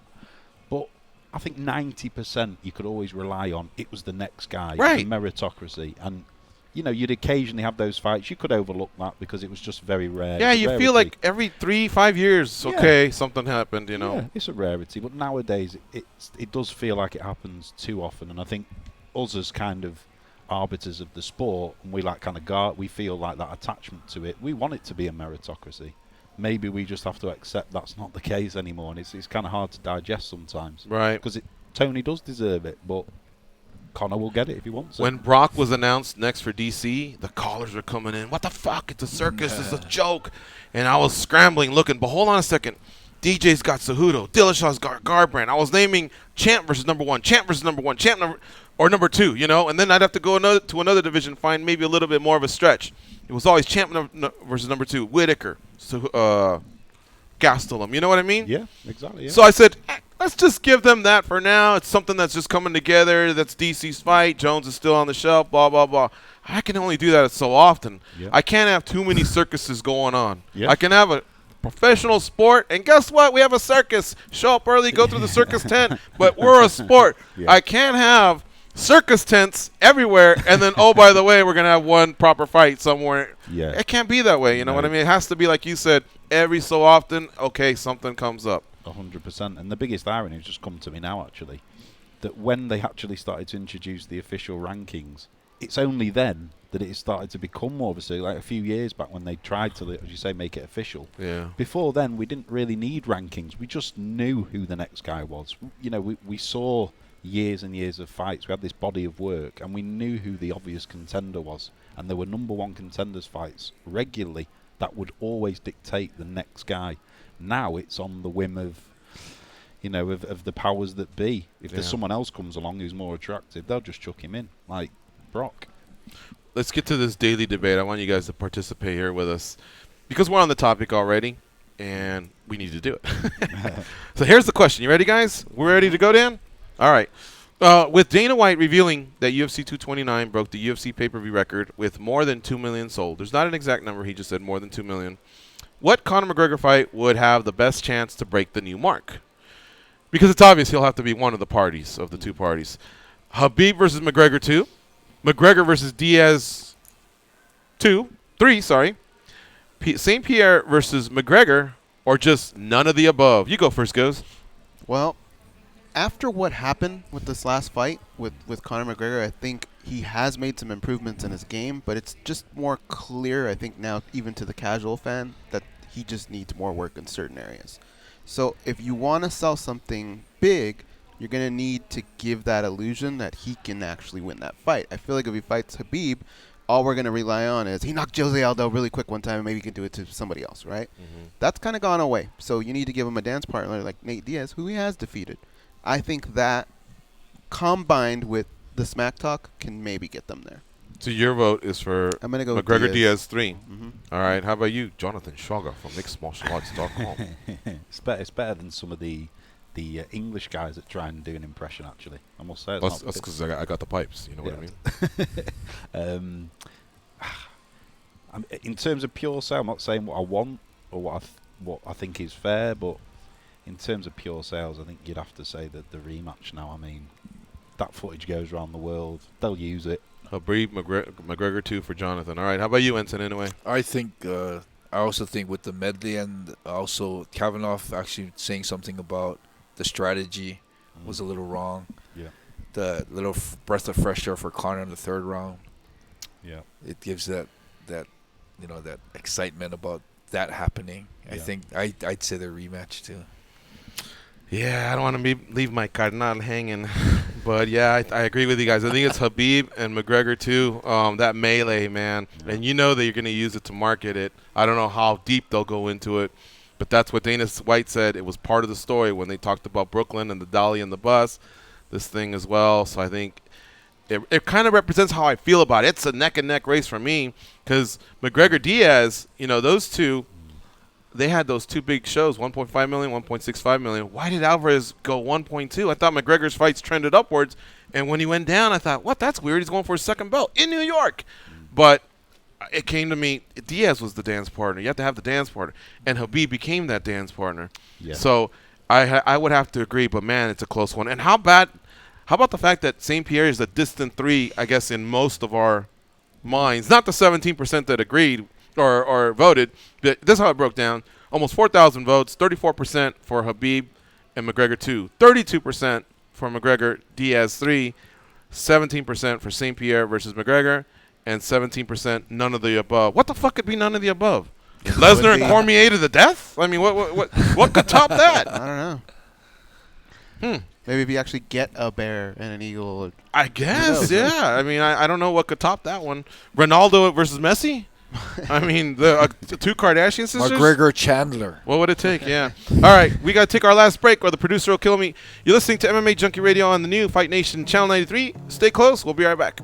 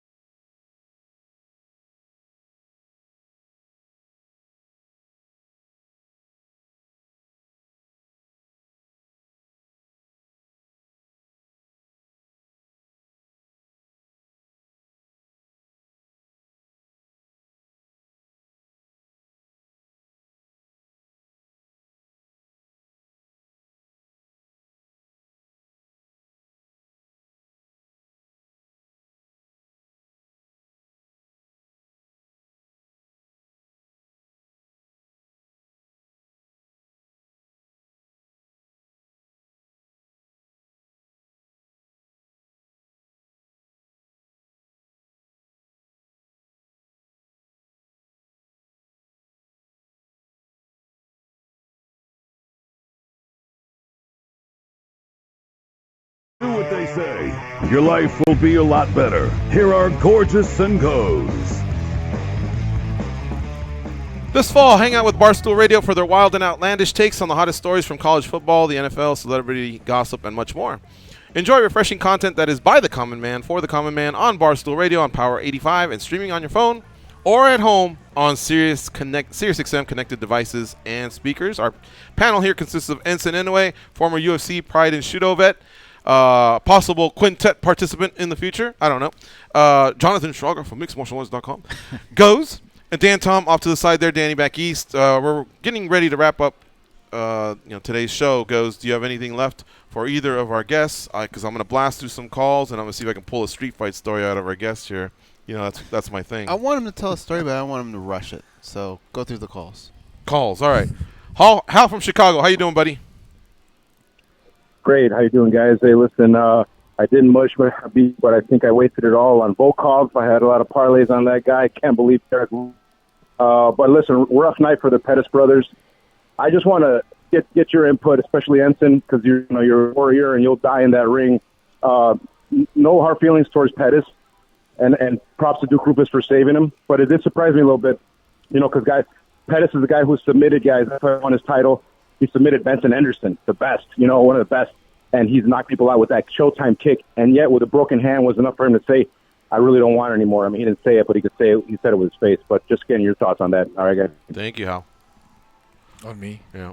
Yeah, well, he's more of a sportsman than a martial artist, I think. I mean, it's not anything bad, but, I mean, in this day and age when you need to heal up, don't make the damage too bad and fight another time, it's important. It's hard for me to say and criticize that because in our day we didn't have money, we didn't have sponsors, and we were fighting for a whole different reason. So it's a little different. It was I see Anthony Pettis more of an athlete than someone that's fighting for his pride and honor, ready to die in the ring. So I didn't think anything bad of that at all. I know there's different degrees of shattering your hand or whatever happened to him, but I've seen Uriah Faber break his hand and just throw elbows. In fact, I think he just threw two hands, and all he was throwing was elbows. He did not want to come out. But I don't want to take anything away from Anthony because he's a former champion at WEC, UFC. He's put in his time. He's putting his due. And we just don't know the severity of it. So it's tough to say. He was starting to gas, and it looked like he was a sitting duck in round 3. So maybe it was a combo of all of it. Who knows? But this is one where I think I'll leave him be. And if that was the decision that him and Duke came to, then I'll have to ride with that one. Everybody's different. Yeah. You were in Kimura with Heath Herring, right? Yeah. And what did you my tell shoulder him? To break it. Yeah. I mean, I would have fought through 2 broken hands. Yeah. But everybody's different. Yeah. Is your flight international direct, or do you have a stop somewhere? No, direct. Direct. What time does it leave technically? 2 o'clock. I'll use a bit of Mancunian charm. Yeah. Get through. Can you stay a couple minutes extra? Yeah. You're okay? Okay. Yeah, I'm okay. Okay. So let's do this. Let's ride to the finish line right here, and we'll do 5 minutes of overtime. Then we got to get out of here. I'll give you a ride to the airport. All right. Beautiful. All right. So you have to sit there and wait for the Uber or whatever. Beautiful. We can talk some Red Devils. Yes. All right.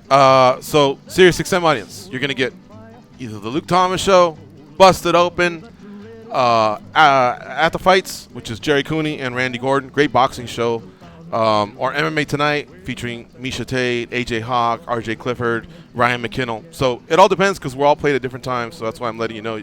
I'm not sure what you'll get, but you'll get great combat sports entertainment on this new name channel. It's the same channel number, 93, but it's a new name. We're now Fight Nation.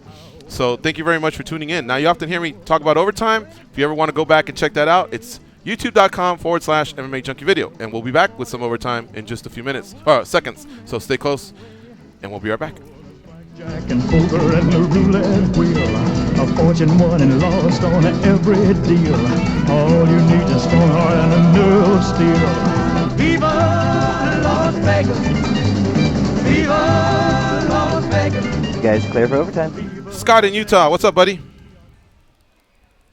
Hey, this is Dan from Oregon, and I just want to bitch and say that I don't think Derrick Lewis's balls were really hot. I think it was a stunt.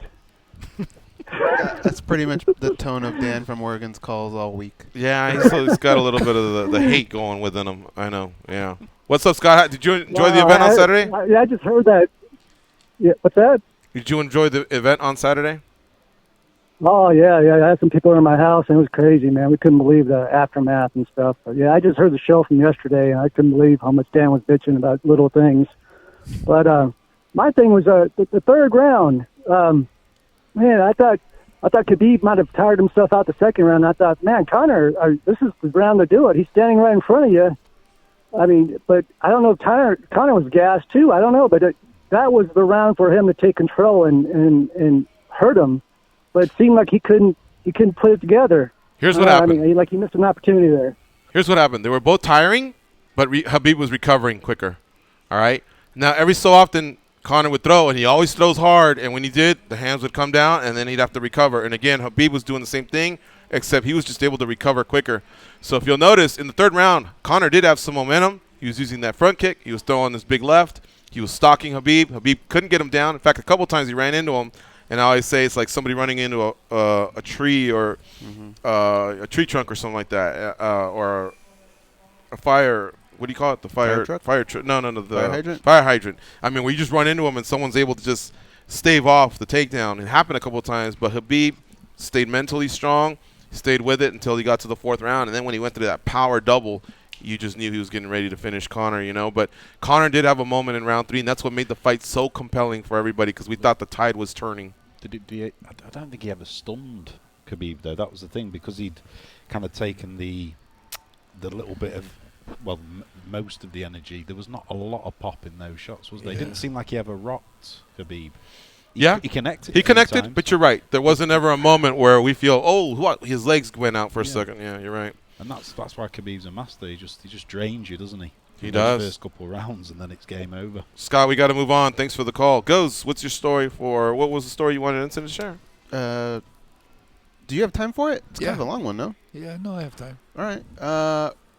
I read a story in his book that just had me going bananas. I couldn't believe everything that went down with it. And it starts with one of your American friends visiting you in Japan, and you guys got run over. Can you... Yeah, that was Darren, my best friend from Hawaii. He came to visit, and on the first day he came, we went out to drink at the hostess clubs with me, him, and Kid Yamamoto. And when we were outside, Kid got into some confrontation with one of the big Yakuza guys in that town, and it started happening. Kid was he was real aggressive at the time, so he was saying he looked at me for the okay to beat him up, and I said no. So I stepped in, put him back, and I got involved in it and told the guy, just, we don't have any problem, just leave. And he started showing his tattoos on his finger and obviously trying to scare me. The finger is... He had a missing finger, so literally he was telling me I fucked up before. But anyway, yeah, when I saw that, I just repeated to him that we don't want problems, just get in your car and leave. And I was standing on the side, and he apparently had face to show, and he didn't want to back down. So he told me he's gonna kill me. He's gonna run me over and kill me. And I just thought that would give me a reason to aggress him. And that's all I was thinking. I didn't really think that I was gonna get run over. I was just thinking, okay, give me a reason to fuck you up. And so I gave my phone and my wallet to my friend from Hawaii. He stood on the sidewalk, and Kid was a little bit next to him, and I said, okay, I didn't disappear because I didn't want to leave the scene. So I stood kind of in the road and just waited. The guy backed everybody up because of the commotion. There's a big lineup of cars, so he backed everyone up.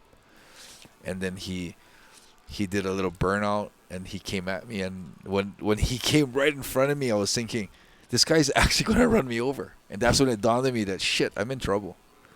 So instinctively, I just kind of jumped in the air, and that's when I went over his car. And it was dangerous because we were right next to a parked car. So when I rolled kind of half or 3/4 over the car and to the side, I landed right between his car and the car, and he just sped off. And I turned around, and Kid got hit, but just kind of like bumped with the car. And my other friend was on the ground. My money and my phone was all over, and he's had 2 knee surgeries. Yeah, wow. So that was an incident where we got kind of banged by the. So I went to the police and tried to. We got the license plate number, but we didn't get the. In the Japanese license plate, there's a number and there's a hiragana character. Somehow that's real important. You get the make of the car, the color, the rest of the number, but they wanted that last part. And it didn't seem like they were going to do anything. So I took it into my own hands, got a bunch of my guys together to look for the guy the next day. Went to the place, the drinking place, and no one wanted to talk. Because apparently he was the guy who did the protection in that little drinking area. So I was getting mad at the people that wouldn't talk. And I guess I felt like I had to be scary too. So there's, that big arm wrestling game they have? Mm-hmm. Well, I was right in the front of the game center, and the game center guy was right in front of the game center.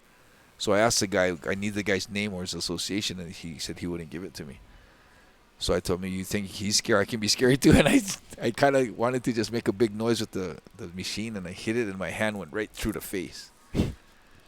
And then, it's actually this. And then I had a cut here that just started pouring blood. And then I thought, this is dumb. So I knew there was a big mahjong parlor upstairs on the second floor in that area that the Yakuzas hang out. So I figured. What's a mahjong parlor? Mahjong is like a gambling. They gamble with this mahjong game. Okay. It's a So you went Chinese up game. there? Yeah, so I figured I'm going to go up there. That's where they are. I'm going to call them out. And as I was going up, 3 older guys came down, and they looked pretty high up. And at this point, I was really, out of control already. So with my hand dripping You blood. were like Khabib. You had already thrown your mouthpiece Yeah, I was like down? Khabib jumping into the crowd like that. Okay. Yeah. So I just went up to the oldest, the guy that looked like he had the most power. And I just told him that I know you're Yakuza, and yesterday a Yakuza guy tried to kill me, so if you guys want to kill me, I'm right here. And he had nothing to do with it, I thought, at the point. But my hand's dripping blood, and I'm looking pretty crazy. And he knew who I was. And then he came on and said, Enson, okay, let's get to the bottom of this. I'll help you find who it is. And it turned out to be his guy. And he didn't want to own up to it. So that got to another whole situation where they tried to pay me off for it, and I didn't want to take money. I wanted that guy, but they wouldn't give it to me. So I figured they were offering me $3,000. And I'm thinking that's not enough. I mean, I'd rather have them owe me a favor than take the money. So I had them reimburse my friend on his trip with a first-class ticket. And they paid for his both knee surgeries. And for me, me and Nori, Kid, we decided that we're going to just have them owe us. And that's what we did. So, But one of your ideas to fix everything was to have him work for you for a little bit, right? well, first I asked him for 5 minutes, just me and him on the mats, and they wouldn't allow that. Mm-hmm. So I said, okay, how about if he works for me? And they were kind of for that, employ him for a month and have him work for me for free. And they asked me what kind of work, and I said sparring partner, because it's a gym. And they knew where that was going, and they just totally backed off of that too. So yeah, that was an incident that happened. That was a long time. And what's funny is, through the grapevine, that story came to I kind of semi-lifted the guy's car and slammed it on the ground because I was so mad, and it was it exploded to something huge, man. Wow. But yeah, so that was probably the second big confrontation I had with the Yakuza. Yeah. I know the other one. That one's a good one too. Yeah, the first one. Yeah. Well, thank you very much for sharing that. No You always problem, come man. with the great stories. Jonathan, we have to get going. I know I got to get you to the airport, but I always ask the in-studio guests, can you share a good street fight story? And you're from the UK, so don't disappoint. I know you've been in a lot of pubs. Yeah, I mean, motor coaches, soccer games. Yeah, you put me on the spot here, but I would say probably when I was one of my first holidays abroad without my parents. Obviously you get to 16, 17, 18, and you can go on holidays with your mates. So generally, young English kids will go to Europe somewhere. We'll go to a place called Magaluf, which people also call Shagaloof, because it's just full of young British people that are drunk and want to enjoy themselves. So we go there. I think I'm 18 at the time. And there's this, actually at the time I was in decent shape. I was training quite a bit myself, so I would go to the gym there in the day after I'd woke up hungover. And there was a guy in there who was always kicking the bag, and he looked quite handy. And I asked someone, is this guy, is he a fighter? turns out I think he was a Dutch kickboxer or something. He knew how to handle himself. And then on the night out, a couple of days later, he was in the bar and with a nice, attractive girl, and some drunk guy tried to, I think he tried to slap the girl's bum or tried to come onto her in some way. And this guy just turned around and just did some crazy roundhouse kick in a bar, just in front of her. We were just like Barbosa and Edom. Kind of similar, yeah, similarly aggressive and destructive, and this guy obviously didn't bargain for, and also this guy was massive that had slapped his. He probably just thought, I was this little guy. Yeah. I can be cheeky with his girlfriend. The guy just destroyed him with one blow. That's how us little guys handle things on the streets. yeah, small but deadly. Uh-huh. Yeah, so that was an eye opener at the time. That it's not always the size of the dog in the fight. That's probably the most graphic I can remember seeing outside of an arena of combat. Right, but I meant your street fight story. Oh, me? Yeah. Me personally. Because I'm like, wow, he's going to take out this Dutch Yeah, kickboxer? what's going to happen next? Wow. I mean, yeah, I could fabricate that I took out the Dutch guy and then walked off with his girl. No. I'm a pacifist, man. I mean, I've been punched a few times. Once I was punched pretty hard. I just looked at the guy and walked off, and I think that scared him. What was the reason? He punched me. We were playing football. We were walking off. It was at school. I was like 15. I don't know. He got annoyed. Maybe I tackled him or something. He just punched me with his hardest punch, and I just looked at him as if to say, is that it? Nothing related to Man United, though? For me, no. All your travels? I mean, don't get me wrong. I've seen plenty of skirmishes, and I know people that have been involved in. You're not part of the Red Army, or not? That part of the Red Army, but I'm a peaceful man. I try and keep the peace. All right. Well, you do seem like a very peaceful guy, so I believe you. All right. Yeah. Well, thanks very much for stopping by. Yeah. I know you got a flight to catch. Enson, same as always. Great to have you here. Yeah, I got a we flight really appreciate it. You got a flight tonight too? Later tonight. All right. So we got to get out of here. I want to thank Enson Inoue, Jonathan Shrager. Follow them on Twitter. That's basically their Twitter handles. It's just like their name. Also want to thank Derrick Lewis and Vicente Luque. Tomorrow we have Frankie Edgar and a newcomer fighter named Patrick Mix. He'll be on the show, and then we have some PFL fighters headed our way as well. So for Dan and Danny and Goes, Enson and Jonathan, I'm George. Have a nice day. Hopefully you enjoyed the show, and go out there and be a champion. Viva Las Vegas.